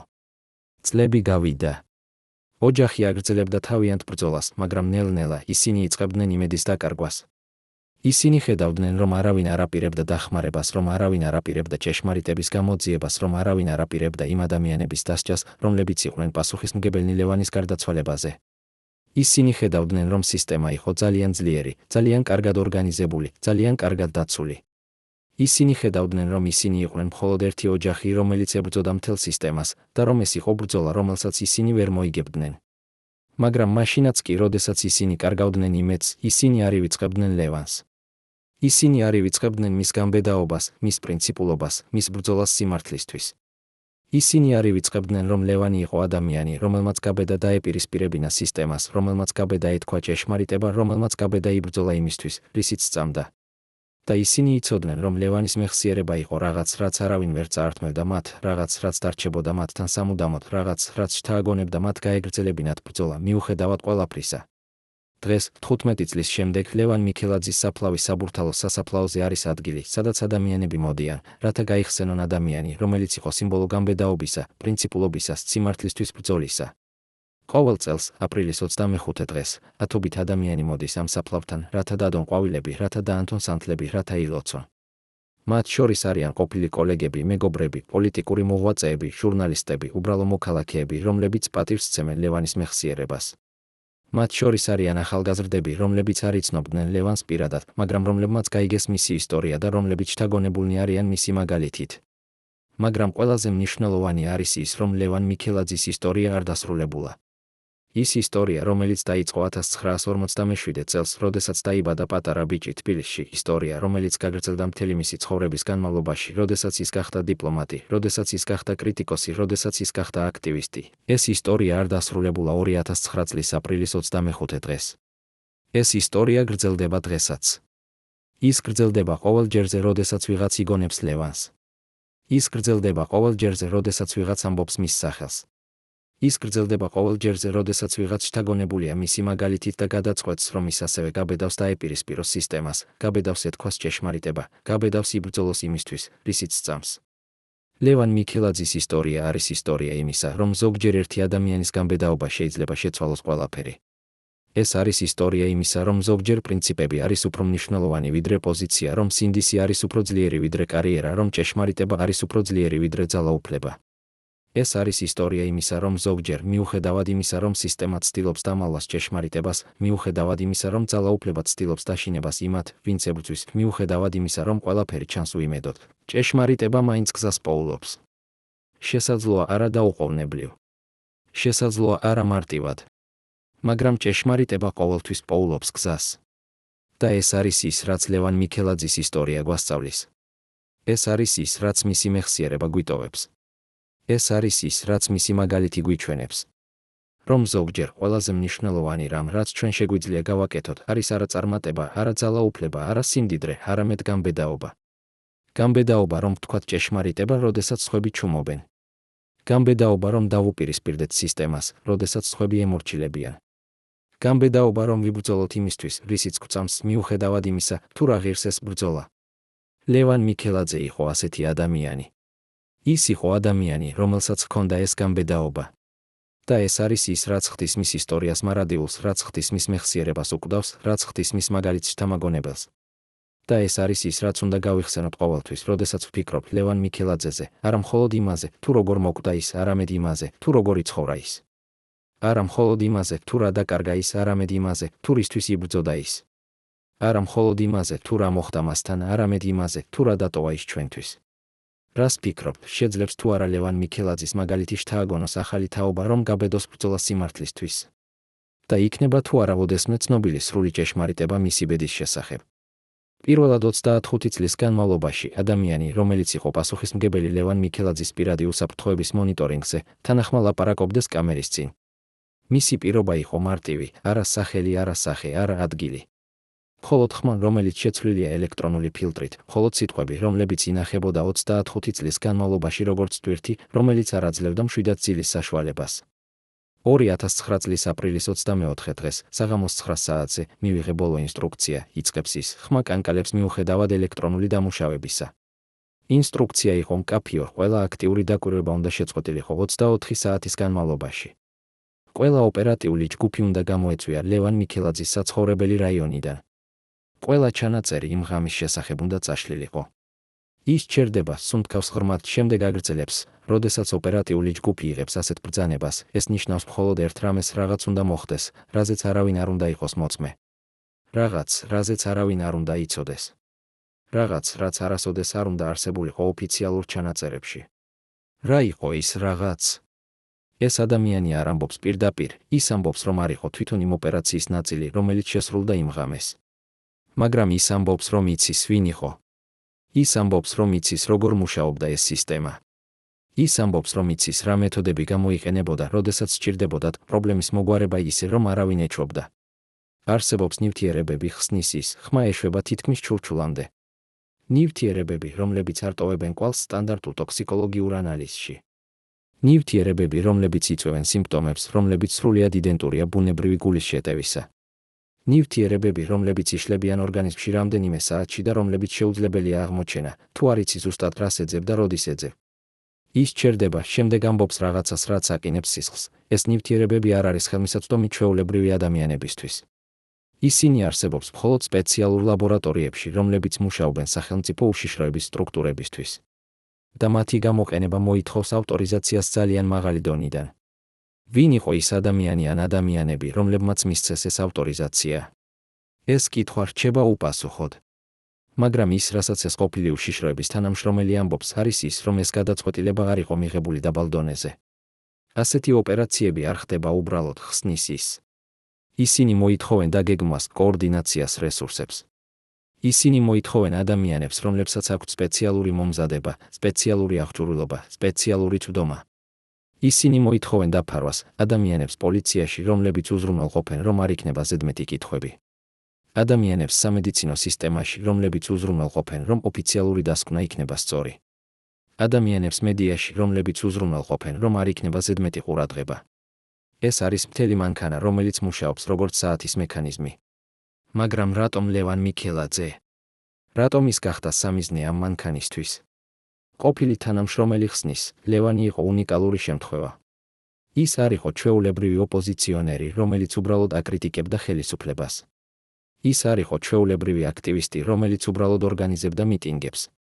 ლევანი იყო ყოფილი ინსაიდერი, ადამიანი, რომელიც იცნობდა სისტემას შიგნიდან, რომელსაც ჰქონდა წვდომა ინფორმაციაზე, რომელსაც ჰქონდა კავშირები ადამიანებთან, რომლებიც ასევე იცოდნენ საიდუმლოებებს. და ყველაზე საშიში იყო ის, რომ ლევანს ჰქონდა მტკიცებულებები. არა უბრალოდ ბრალდებები, არა უბრალოდ ეჭვები, მტკიცებულებები. დოკუმენტები, ფოტოები, ჩანაწერები. რაღაც, რაც შეიძლება გამოყენებულიყო სასამართლოში, საერთაშორისო ორგანიზაციებში, მედიაში. რაღაც, რაც შეიძლება შეეცვალა ყველაფერი. იმ აპრილის დღეებში 2009 წელს, როდესაც ლევანი ემზადებოდა თავისი საჯარო გამოსვლებისთვის, სისტემა მიიღო გადაწყვეტილება. ეს გადაწყვეტილება არ იყო იმპულსური, ის იყო გაანალიზებული, გაწონილი, დაგეგმილი. ისინი აფასებდნენ რისკებს, ამბობს ყოფილი თანამშრომელი. ისინი აფასებდნენ, რა შეიძლება მოხდეს, თუ ლევანი გამოაქვეყნებდა იმას, რაც მას ჰქონდა. ისინი აფასებდნენ, რამდენი ადამიანი შეიძლება დაზარალებულიყო, რამდენი კარიერა შეიძლება განადგურებულიყო, რამდენი საიდუმლო შეიძლება გამხდარიყო საჯარო. და ისინი გადაწყვიტეს, რომ ეს რისკი იყო ძალიან დიდი. ისინი გადაწყვიტეს, რომ ლევან მიქელაძე უნდა შეჩერებულიყო ნებისმიერი ფასით. იმ ღამეს 2009 წლის აპრილის 24 დღეს, როდესაც ყველა დაკვირვება გამოიწვიეს ლევანის რაიონიდან, როდესაც ყველა კამერა გამოირთო, როდესაც ყველა ჩანაწერი შეწყდა, იმ ღამეს მოხდა რაღაც, რაზეც არავინ არ იყო მოწმე. იმ ღამეს შესრულდა ოპერაცია, რომელიც არასოდეს არ ყოფილა ოფიციალურ დოკუმენტებში. იმ ღამეს ლევან მიქელაძის ბედი გადაწყდა და მეორე დღეს, როდესაც სასწრაფო დახმარების ბრიგადა მივიდა მის სახლში, როდესაც ექიმებმა დაადგინეს გარდაცვალება, როდესაც ოფიციალური დასკვნა გახდა ბუნებრივი გულის შეტევა, იმ დღეს სისტემა უკვე იცოდა, რომ ოპერაცია იყო წარმატებული. პრობლემა იყო მოგვარებული. საფრთხე იყო აღმოფხრილი. ლევან მიქელაძე აღარ იყო. მაგრამ დარჩა ერთი პრობლემა, ის დოკუმენტები, რომლებზეც ლევანი მუშაობდა. ის ფოტოები, რომლებიც მან გადაიღო ბუნკერში. ის მტკიცებულებები, რომლებიც მას ჰქონდა. სად იყო ისინი? ყოფილი თანამშრომელი ამბობს, ძებნა დაიწყო დაუყოვნებლივ. ლევანის სახლი, მისი ოფისი, მისი მანქანა, მისი მეგობრების სახლები, ყველაფერი გადაიხედა. მაგრამ არაფერი იპოვეს. ლევანმა ნამდვილად დამალა ისინი ისე, რომ არავინ ვერ იპოვიდა. ან შესაძლოა ის გადასცა ისინი ვიღაცას, ვინც იცოდა როგორ შეენარჩუნებინა ისინი უსაფრთხოდ. ან შესაძლოა ის გააგზავნა ისინი საზღვარგარეთ, სადაც სისტემა ვერ მიაღწევდა მათ. არავინ არ იცის. მაგრამ ის, რაც ცნობილია, არის ის, რომ ის დოკუმენტები არასოდეს არ გამხდარა საჯარო. და ეს ნიშნავს, რომ ოპერაცია მიუხედავად ყველაფრისა იყო წარმატებული. დღეს, 15 წლის შემდეგ, ეს ყოფილი უშიშროების თანამშრომელი ცხოვრობს სხვა ქვეყანაში. ის ამბობს, რომ წავიდა საქართველოდან იმიტომ, რომ აღარ შეეძლო ცხოვრება იმ ტვირთით, რაც მას ჰქონდა. ის ამბობს, რომ ყოველ ღამე ხედავს ლევან მიქელაძის სახეს თავის სიზმრებში. ის ამბობს, რომ იცის, რომ ის იყო ნაწილი რაღაცისა, რაც არასოდეს არ უნდა მომხდარიყო. მაგრამ ის ასევე ამბობს, რომ ის არ იყო ერთადერთი, რომ იყვნენ ათობით, შესაძლოა ასობით ადამიანი, რომლებიც იყვნენ ნაწილი ამ სისტემისა, რომლებიც იცოდნენ, რა ხდებოდა, მაგრამ რომლებიც ჩუმობდნენ. ეს არის ის, როგორ მუშაობს სისტემა, ამბობს ის. ის არ არის ერთი ადამიანი, ერთი გადაწყვეტილება, ერთი ოპერაცია. ის არის მთელი ქსელი ადამიანებისა, რომლებიც მუშაობენ ერთად, რომლებიც იცავენ ერთმანეთს, რომლებიც უზრუნველყოფენ, რომ ჭეშმარიტება არასოდეს გახდება ცნობილი. და ეს ქსელი არის ძალიან ძლიერი, ძალიან კარგად ორგანიზებული, ძალიან კარგად დაცული. მაგრამ შეიძლება თუ არა, რომ ერთ დღეს ეს ქსელი დაიშალოს. შეიძლება თუ არა, რომ ერთ დღეს ვიღაც სხვა, ვინც იყო ნაწილი ამ სისტემისა, გამოვიდეს და ეტყვის ჭეშმარიტებას. შეიძლება თუ არა, რომ ერთ დღეს ის დოკუმენტები, რომლებზეც ლევანი მუშაობდა, იპოვება და გახდება საჯარო. ყოფილი თანამშრომელი პასუხობს, მე მინდა ვიჯერო, რომ ეს შესაძლებელია. მე მინდა ვიჯერო, რომ ჭეშმარიტება ერთ დღეს გახდება ცნობილი. მე მინდა ვიჯერო, რომ ლევან მიქელაძის მსხვერპლი არ იყო უაზრო. მაგრამ მე ასევე ვიცი, რამდენად ძლიერია ეს სისტემა. მე ვიცი, რამდენად შორს სწავლენ ისინი, რათა დაიცვან თავიანთი საიდუმლოებები. და მე ვიცი, რომ ბევრი ადამიანი, რომლებიც იცოდნენ ჭეშმარიტებას, უკვე აღარ არიან. ზოგი გარდაიცვალა ბუნებრივად. ზოგი გარდაიცვალა არაბუნებრივად. ზოგი უბრალოდ გაქრა. და ეს არის ის, რაც ხდის ამ ბრძოლას ისეთ რთულს. რას ფიქრობთ, იქნება თუ არა ოდესმე ცნობილი სრული ჭეშმარიტება იმის შესახებ, რა მოხდა ლევან მიქელაძესთან იმ აპრილის ღამეს?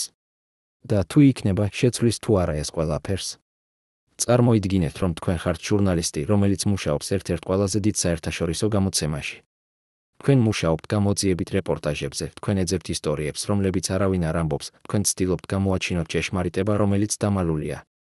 2021 წელს, 12 წლის შემდეგ ლევან მიქელაძის გარდაცვალებისა, თქვენთან მოდის ადამიანი, რომელიც ამბობს, რომ მას აქვს ინფორმაცია, რომელიც შეცვლის ყველაფერს. ეს ადამიანი არ ამბობს თავის სახელს, არ აჩვენებს თავის სახეს, არ ამბობს, საიდან მოდის. მაგრამ ის გაძლევთ რაღაცას USB flash drive-ს, რომელზეც, როგორც ის ამბობს, არის ასობით ფოტო დოკუმენტებისა, რომლებიც გადაღებულია ფარულ არქივში. ფოტოები, რომლებიც ამტკიცებენ კორუფციას, ძალაუფლების ბოროტად გამოყენებას, კავშირებს ორგანიზებულ დანაშაულთან. ფოტოები, რომლებზეც მუშაობდა ლევან მიქელაძე. ფოტოები, რომლებიც ღირდა მას ცხოვრება. ეს არის ის, რაც მოხდა 2021 წელს ერთ ევროპულ ჟურნალისტთან. ის ამბობს, რომ როდესაც გახსნა იმ flash drive-ს, როდესაც დაინახა ის ფოტოები, მან გააცნობიერა, რომ ხელში ჰქონდა რაღაც, რაც იყო უზარმაზარი. ეს იყო არა მხოლოდ დოკუმენტები, ამბობს ის. ეს იყო მთელი სისტემის ანატომია. ეს იყო მტკიცებულება იმისა, თუ როგორ მუშაობდა ძალაუფლება რეალურად. ეს იყო რაღაც, რაც შეიძლება გამოეყენებინა სასამართლოში, საერთაშორისო ორგანიზაციებში, მედიაში. ეს იყო რაღაც, რაზეც ლევან მიქელაძე საუბრობდა, რაზეც ის მუშაობდა, რისთვისაც ის იბრძოდა. ჟურნალისტმა დაიწყო ამ მასალების ვერიფიკაცია. ის დაუკავშირდა ექსპერტებს, რომლებმაც შეამოწმეს დოკუმენტების ავთენტურობა. ის დაუკავშირდა წყაროებს საქართველოში, რომლებმაც დაადასტურეს, რომ ეს დოკუმენტები იყო ნამდვილი. ის დაუკავშირდა იურისტებს, რომლებმაც შეაფასეს, თუ რა იურიდიული შედეგები შეიძლება ჰქონოდა ამ მასალების გამოქვეყნებას. მაგრამ შემდეგ მოხდა რაღაც უცნაური. ჟურნალისტის რედაქტორმა, რომელიც თავდაპირველად იყო ენთუზიაზმით სავსე ამ ისტორიის გამოქვეყნების შესახებ, უცებ შეიცვალა პოზიცია. ის დაიწყო საუბარი იმაზე, რომ ეს იყო ძალიან საშიში თემა, რომ ეს შეიძლება გამოეწვია პრობლემები გამოცემისთვის, რომ ეს შეიძლება გამოეწვია იურიდიული პრობლემები. ჟურნალისტი ცდილობდა დაერწმუნებინა რედაქტორი, რომ ეს იყო მნიშვნელოვანი ისტორია, რომ ეს იყო საჯარო ინტერესის საკითხი, რომ ეს იყო მათი მოვალეობა როგორც ჟურნალისტების. მაგრამ რედაქტორი არ ეთანხმებოდა. და საბოლოოდ ის უთხრა ჟურნალისტს, რომ ეს ისტორია არ გამოქვეყნდებოდა. რატომ? ჟურნალისტი ამბობს, რომ მოგვიანებით გაიგო, რომ რედაქტორს დაუკავშირდნენ ზემოდან. ვინ იყო ეს ზემო? ის არ იცის ზუსტად, მაგრამ ის ამბობს, რომ ეს იყო ვიღაც, ვინც ჰქონდა ძალიან დიდი გავლენა, ვიღაც, ვინც შეეძლო ზეწოლის მოხდენა საერთაშორისო გამოცემაზე, ვიღაც, ვინც არ სურდა, რომ ეს ისტორია გამხდარიყო საჯარო. ეს იყო მომენტი, როდესაც მე გავიგე, რამდენად ღრმად მიდის ეს სისტემა, ამბობს ჟურნალისტი. ეს არ იყო მხოლოდ საქართველოს პრობლემა. ეს იყო საერთაშორისო ქსელი, რომელიც იცავდა ერთმანეთს, რომელიც უზრუნველყოფდა, რომ გარკვეული საიდუმლოებები არასოდეს გახდებოდა საჯარო. და ეს ქსელი იყო ძალიან ძლიერი. ჟურნალისტმა არ ჩამოიშორა. ის გადაწყვიტა, რომ თუ მისი გამოცემა არ გამოაქვეყნებდა ამ ისტორიას, ის იპოვიდა სხვა გზას. ის დაუკავშირდა სხვა გამოცემებს, სხვა ჟურნალისტებს, სხვა ორგანიზაციებს. მაგრამ ყველგან იყო იგივე პასუხი. ეს იყო ძალიან საშიში, ეს იყო ძალიან რთული, ეს იყო ძალიან პოლიტიკური. არავინ არ სურდა ამ ისტორიის შეხება. არავინ არ სურდა ამ რისკის აღება. არავინ არ სურდა იმ შედეგების წინაშე დადგომა, რაც შეიძლება მოჰყოლოდა ამ ისტორიის გამოქვეყნებას. საბოლოოდ ჟურნალისტმა გადაწყვიტა, რომ გამოაქვეყნებდა ამ ისტორიას დამოუკიდებლად. ის შექმნა ბლოგი, სადაც დაიწყო ამ დოკუმენტების გამოქვეყნება. ის დაიწყო ამ ისტორიის მოყოლა, ლევან მიქელაძის ისტორია, მისი ბრძოლა, მისი მსხვერპლი, მისი მემკვიდრეობა.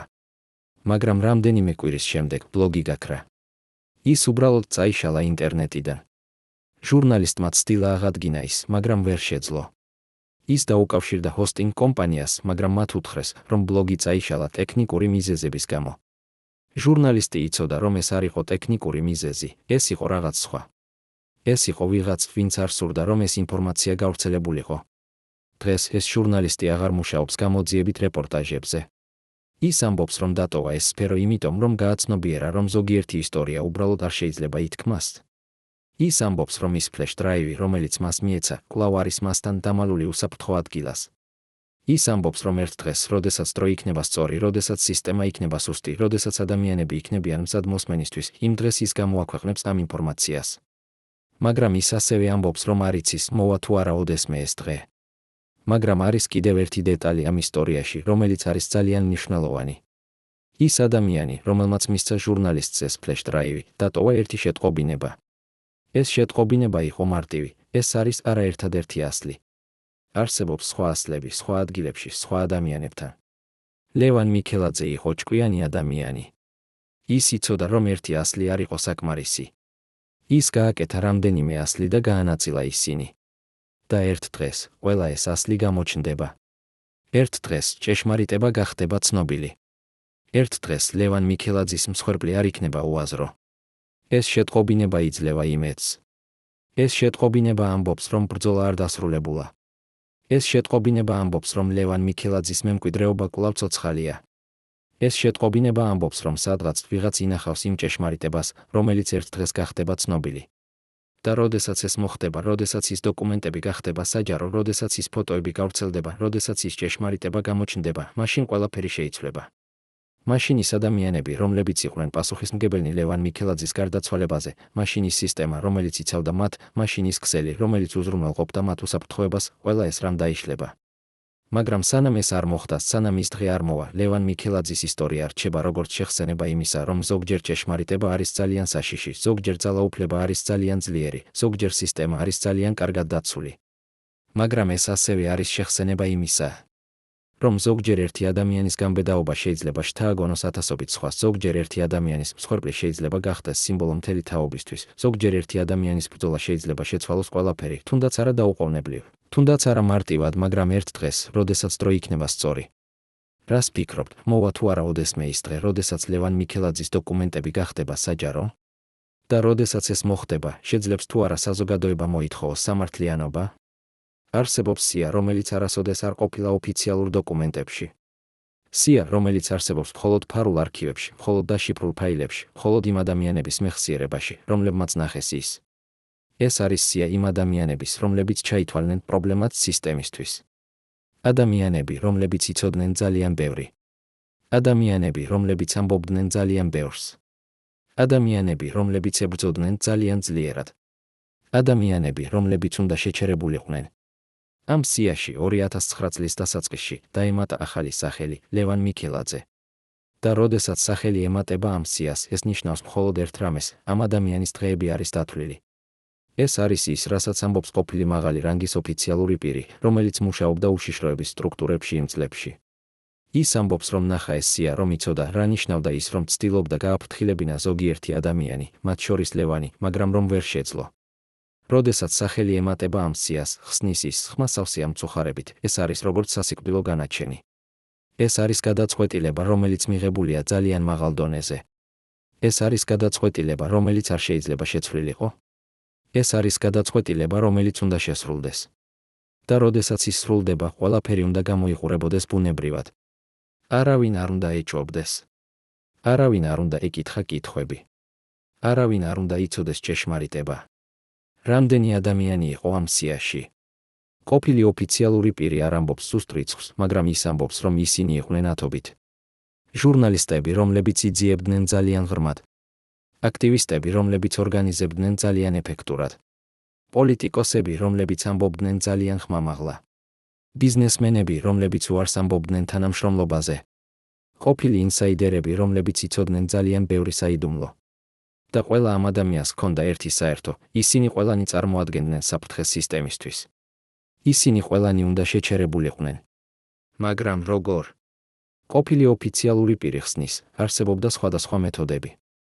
ზოგიერთი ადამიანი უბრალოდ დააშინეს, მათ ან მათი ოჯახის წევრებს დაემუქრნენ და ისინი ჩუმდებოდნენ. ზოგიერთი ადამიანი დააკომპრომიტირეს, გამოაქვეყნეს ინფორმაცია მათ შესახებ, რომელიც ანადგურებდა მათ რეპუტაციას. ზოგიერთი ადამიანი დააპატიმრეს, გამოიგონეს ბრალდებები, ჩაატარეს სასამართლო პროცესი, გაგზავნეს ციხეში. მაგრამ ზოგიერთი ადამიანი იყო ძალიან საშიში, ძალიან პრინციპული, ძალიან გამბედავი. მათ არ შეეშინდათ დაშინების. მათ არ ეზრუნათ კომპრომიტაციის. მათ არ ეშინოდათ პატიმრობის.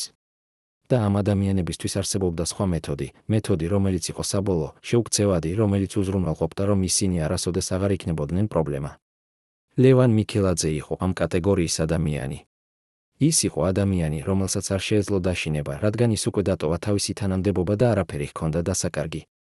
ის იყო ადამიანი, რომელსაც არ შეეძლო კომპრომიტაცია, რადგან მისი რეპუტაცია იყო უმციკლო და ყველა იცნობდა მას როგორც პრინციპულ ადამიანს. ის იყო ადამიანი, რომელსაც არ შეეძლო პატიმრობა, რადგან ის არ ჩადიოდა არანაირ კანონსაწინააღმდეგო საქმიანობაში და არანაირი ბრალდება არ იქნებოდა სანდო.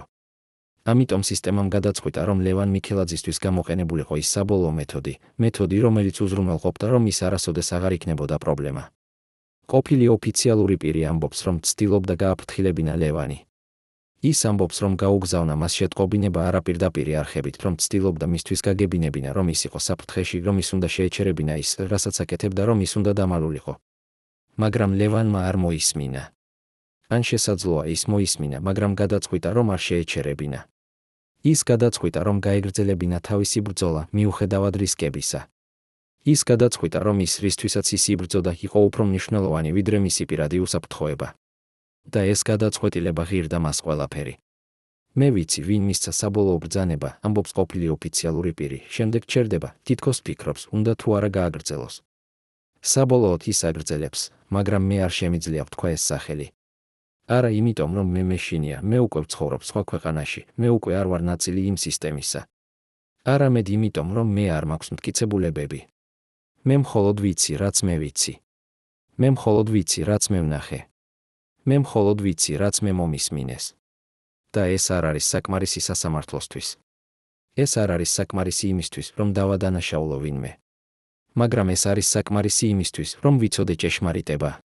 და ეს ჭეშმარიტება არის ის, რომ ლევან მიქელაძე არ გარდაიცვალა ბუნებრივად. ის მოკლეს. ის მოკლეს იმიტომ, რომ ის იცოდა ძალიან ბევრი. ის მოკლეს იმიტომ, რომ ის აპირებდა ამ ინფორმაციის გამოქვეყნებას.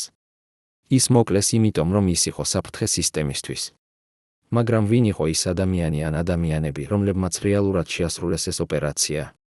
ვინ იყო ის ადამიანი, რომელმაც შევიდა ლევანის სახლში იმ ღამეს? ვინ იყო ის ადამიანი, რომელმაც გამოიყენა ის ნივთიერება, რომელიც გამოიწვია გულის შეტევა? ვინ იყო ის ადამიანი, რომელმაც უზრუნველყო, რომ ყველაფერი გამოიყურებოდა ბუნებრივად? ყოფილი ოფიციალური პირი არ იცის ეს დეტალები. ის ამბობს, რომ ასეთი ოპერაციები ხორციელდება ისე, რომ მხოლოდ რამდენიმე ადამიანმა იცის სრული სურათი. ის ამბობს, რომ ყველა სხვა იცის მხოლოდ თავისი ნაწილი, თავისი როლი, თავისი ამოცანა. ის ამბობს, რომ ეს არის ის, როგორ სისტემა იცავს თავის თავს, ის უზრუნველყოფს, რომ არავინ არ იცის ყველაფერი, რომ არავინ არ შეუძლია გამოაჩინოს სრული ჭეშმარიტება. მაგრამ არსებობს ერთი ადამიანი, რომელიც იცის ყველაფერი. ერთი ადამიანი, რომელმაც მისცა საბოლოო ბრძანება. ერთი ადამიანი, რომელიც იყო პასუხისმგებელი ყველაფერზე. და ეს ადამიანი, ამბობს ყოფილი ოფიციალური პირი, კვლავ არის ცოცხალი. ეს ადამიანი კვლავ არის ძალაუფლებაში. ეს ადამიანი კვლავ არის დაცული იმ სისტემის მიერ, რომელიც მან თავად შექმნა. და ეს ადამიანი არასოდეს არ დაისჯება, თუ არ მოხდება რაღაც, რაც შეცვლის ყველაფერს, თუ არ გამოჩნდება ის დოკუმენტები, რომლებზეც ლევანი მუშაობდა, თუ არ გამოვა ვიღაც სხვა და არ ეტყვის ჭეშმარიტებას, თუ არ მოხდება რაღაც, რაც დაარღვევს იმ კედელს, რომელიც იცავს ამ ადამიანს. დღეს, 15 წლის შემდეგ ლევან მიქელაძის გარდაცვალებისა, ეს ყოფილი ოფიციალური პირი ცხოვრობს მშვიდად სხვა ქვეყანაში. ის ამბობს, რომ წავიდა საქართველოდან იმიტომ, რომ აღარ შეეძლო ცხოვრება იმ სისტემაში, რომლის ნაწილი იყო. ის ამბობს, რომ ყოველ დღე ფიქრობს ლევან მიქელაძეზე, ფიქრობს იმაზე, რა შეეძლო გაეკეთებინა, რათა გადაერჩინა ის. ის ამბობს, რომ იცის, რომ ის იყო ნაწილი რაღაცისა, რაც არასოდეს არ უნდა მომხდარიყო. მაგრამ ის ასევე ამბობს, რომ ის არ იყო ერთადერთი, რომ იყვნენ ათობით, შესაძლოა ასობით ადამიანი, რომლებიც იყვნენ ნაწილი ამ სისტემისა, რომლებიც იცოდნენ, რა ხდებოდა, მაგრამ რომლებიც ჩუმობდნენ. და ის ამბობს, რომ სანამ ეს ადამიანები არ გამოვლენ და არ ეტყვიან ჭეშმარიტებას, სანამ ის დოკუმენტები არ გამოჩნდება, სანამ ის სისტემა არ დაიშლება, ლევან მიქელაძის ისტორია დარჩება როგორც ერთ-ერთი ყველაზე ბნელი თავი საქართველოს თანამედროვე ისტორიაში. მაგრამ ის ასევე ამბობს რაღაცას, რაც იძლევა იმედს. ის ამბობს, რომ იცის, რომ არსებობენ სხვა ადამიანები, რომლებიც ასევე იცოდნენ ჭეშმარიტებას, რომლებიც ასევე ინახავენ ინფორმაციას, რომლებიც ასევე ელოდებიან სწორ მომენტს, რათა გამოვიდნენ და ეთქვათ ის, რაც უნდა ითქმას. ის ამბობს, რომ იცის, რომ არსებობენ ის დოკუმენტები, რომლებზეც ლევანი მუშაობდა, რომლებიც დამალულია სხვადასხვა ადგილებში, რომლებიც ელოდებიან იმ დღეს, როდესაც ისინი გახდებიან საჯარო. ის ამბობს, რომ იცის, რომ ერთ დღეს ყველა ეს ნაწილი შეერთდება, ყველა ეს ხმა გაერთიანდება, ყველა ეს მტკიცებულება გამოჩნდება და მაშინ ჭეშმარიტება საბოლოოდ გახდება ცნობილი. და როდესაც ეს მოხდება, როდესაც ის დღე მოვა, როდესაც ლევან მიქელაძის ისტორია საბოლოოდ ითქმება სრულად, მაშინ მისი მსხვერპლი არ იქნება უაზრო. მაშინ მისი ბრძოლა არ იქნება დავიწყებული. მაშინ მისი მემკვიდრეობა იქნება ცოცხალი. და მაშინ ის ადამიანები, რომლებიც იყვნენ პასუხისმგებელნი მის გარდაცვალებაზე, საბოლოოდ წინაშე დადგებიან სამართლიანობას. რას ფიქრობთ, მოვა თუ არა ოდესმე ის დღე, როდესაც ლევან მიქელაძის ისტორია საბოლოოდ ითქმება სრულად? და როდესაც ეს მოხდება, იქნება თუ არა საზოგადოებამ მზად მოისმინოს ჭეშმარიტება? დღეს, როდესაც ვდგავართ ლევან მიქელაძის საფლავთან საბურთალო სასაფლაოზე, როდესაც ვუყურებთ იმ მარმარილოს ფილას, რომელზეც ამოტვიფრულია მისი სახელი და თარიღები. 1947 წლის თებერვლის 26 დღე და 2009 წლის აპრილის 25 დღე, ჩვენ ვფიქრობთ არა მხოლოდ იმაზე, რა დაკარგა საქართველომ იმ დღეს, არამედ იმაზეც, რა დატოვა ლევან მიქელაძემ ჩვენთვის. ის დატოვა მაგალითი იმისა, რომ პრინციპები შეიძლება იყოს უფრო ძლიერი ვიდრე ძალაუფლება. ის დატოვა მაგალითი იმისა, რომ სინდისი შეიძლება იყოს უფრო მნიშვნელოვანი ვიდრე კარიერა. ის დატოვა მაგალითი იმისა, რომ ერთი ადამიანის გამბედაობა შეიძლება შთააგონოს მთელი თაობა. ის დატოვა მაგალითი იმისა, რომ ზოგჯერ ყველაზე მნიშვნელოვანი რამ, რაც ჩვენ შეგვიძლია გავაკეთოთ, არის არა წარმატება, არა სიმდიდრე, არა სლავა, არამედ ჭეშმარიტება. მისი ოჯახი, რომელიც 15 წლის განმავლობაში ებრძოდა იმისთვის, რომ გამხდარიყო ცნობილი ჭეშმარიტება მისი გარდაცვალების შესახებ, დღეს აგრძელებს ამ ბრძოლას. მისი მეგობრები, რომლებიც იცნობდნენ მას როგორც პრინციპულ, გამბედავ, თანაგრძნობ ადამიანს, დღეს ინახავენ მის მეხსიერებას. მისი კოლეგები, რომლებიც მუშაობდნენ მასთან ერთად დიპლომატიურ სამსახურში, დღეს იხსენებენ მას როგორც ერთ-ერთ ყველაზე ნიჭიერ და პატიოსან დიპლომატს საქართველოს ისტორიაში. და ახალი თაობა, რომელიც არ იცნობდა ლევანს პირადად, მაგრამ რომელმაც გაიგო მისი ისტორია, დღეს შთაგონებულია მისი მაგალითით. მაგრამ ყველაზე მნიშვნელოვანი არის ის, რომ ლევან მიქელაძის ისტორია არ დასრულებულა. ის ისტორია, რომელიც დაიწყო იმ დღეს, როდესაც ის გადაწყვიტა, რომ დატოვა თავისი თანამდებობა პროტესტის ნიშნად, ის ისტორია, რომელიც გაგრძელდა იმ 2 წლის განმავლობაში, როდესაც ის აგროვებდა მტკიცებულებებს, ის ისტორია, რომელიც მიაღწია კულმინაციას იმ აპრილის ღამეს, როდესაც მისი ცხოვრება შეწყდა, ეს ისტორია არ დასრულებულა. ის გრძელდება დღესაც. ის გრძელდება ყოველ ჯერზე, როდესაც ვიღაც იგონებს ლევანს. ის გრძელდება ყოველ ჯერზე, როდესაც ვიღაც ამბობს მის სახელს. ის გრძელდება ყოველ ჯერზე, როდესაც ვიღაც შთაგონებულია მისი მაგალითით და გადაწყვეტს, რომ ის ასევე გაბედავს დაეპირისპიროს სისტემას, გაბედავს ეთქვას ჭეშმარიტება, გაბედავს იბრძოლოს იმისთვის, რისიც სწამს. სადღაც ვიღაც ინახავს იმ დოკუმენტებს, რომლებზეც ლევანი მუშაობდა. სადღაც ვიღაც იცის ჭეშმარიტება იმის შესახებ, რა მოხდა იმ აპრილის ღამეს. სადღაც ვიღაც ელოდება სწორ მომენტს, რათა გამოვიდეს და ეთქვას ის, რაც უნდა ითქმას. და როდესაც ეს მოხდება, როდესაც ის დღე მოვა, როდესაც ის ჭეშმარიტება გახდება ცნობილი, მაშინ ლევან მიქელაძის ისტორია საბოლოოდ ითქმება სრულად. მაშინ მისი მსხვერპლი არ იქნება უაზრო. მაშინ მისი ბრძოლა არ იქნება დავიწყებული. მაშინ მისი მემკვიდრეობა იქნება ცოცხალი. მაგრამ სანამ ეს არ მოხდა, სანამ ის დღე არ მოვიდა, ჩვენ უნდა გავიხსენოთ ლევან მიქელაძე არა როგორც მსხვერპლი, არამედ როგორც გმირი. არა როგორც ადამიანი, რომელიც დამარცხდა, არამედ როგორც ადამიანი, რომელიც იბრძოდა. არა როგორც ადამიანი, რომელიც დაკარგა ყველაფერი, არამედ როგორც ადამიანი, რომელმაც დატოვა ყველაფერი. რადგან ლევან მიქელაძე იყო ადამიანი, რომელმაც გაბედა.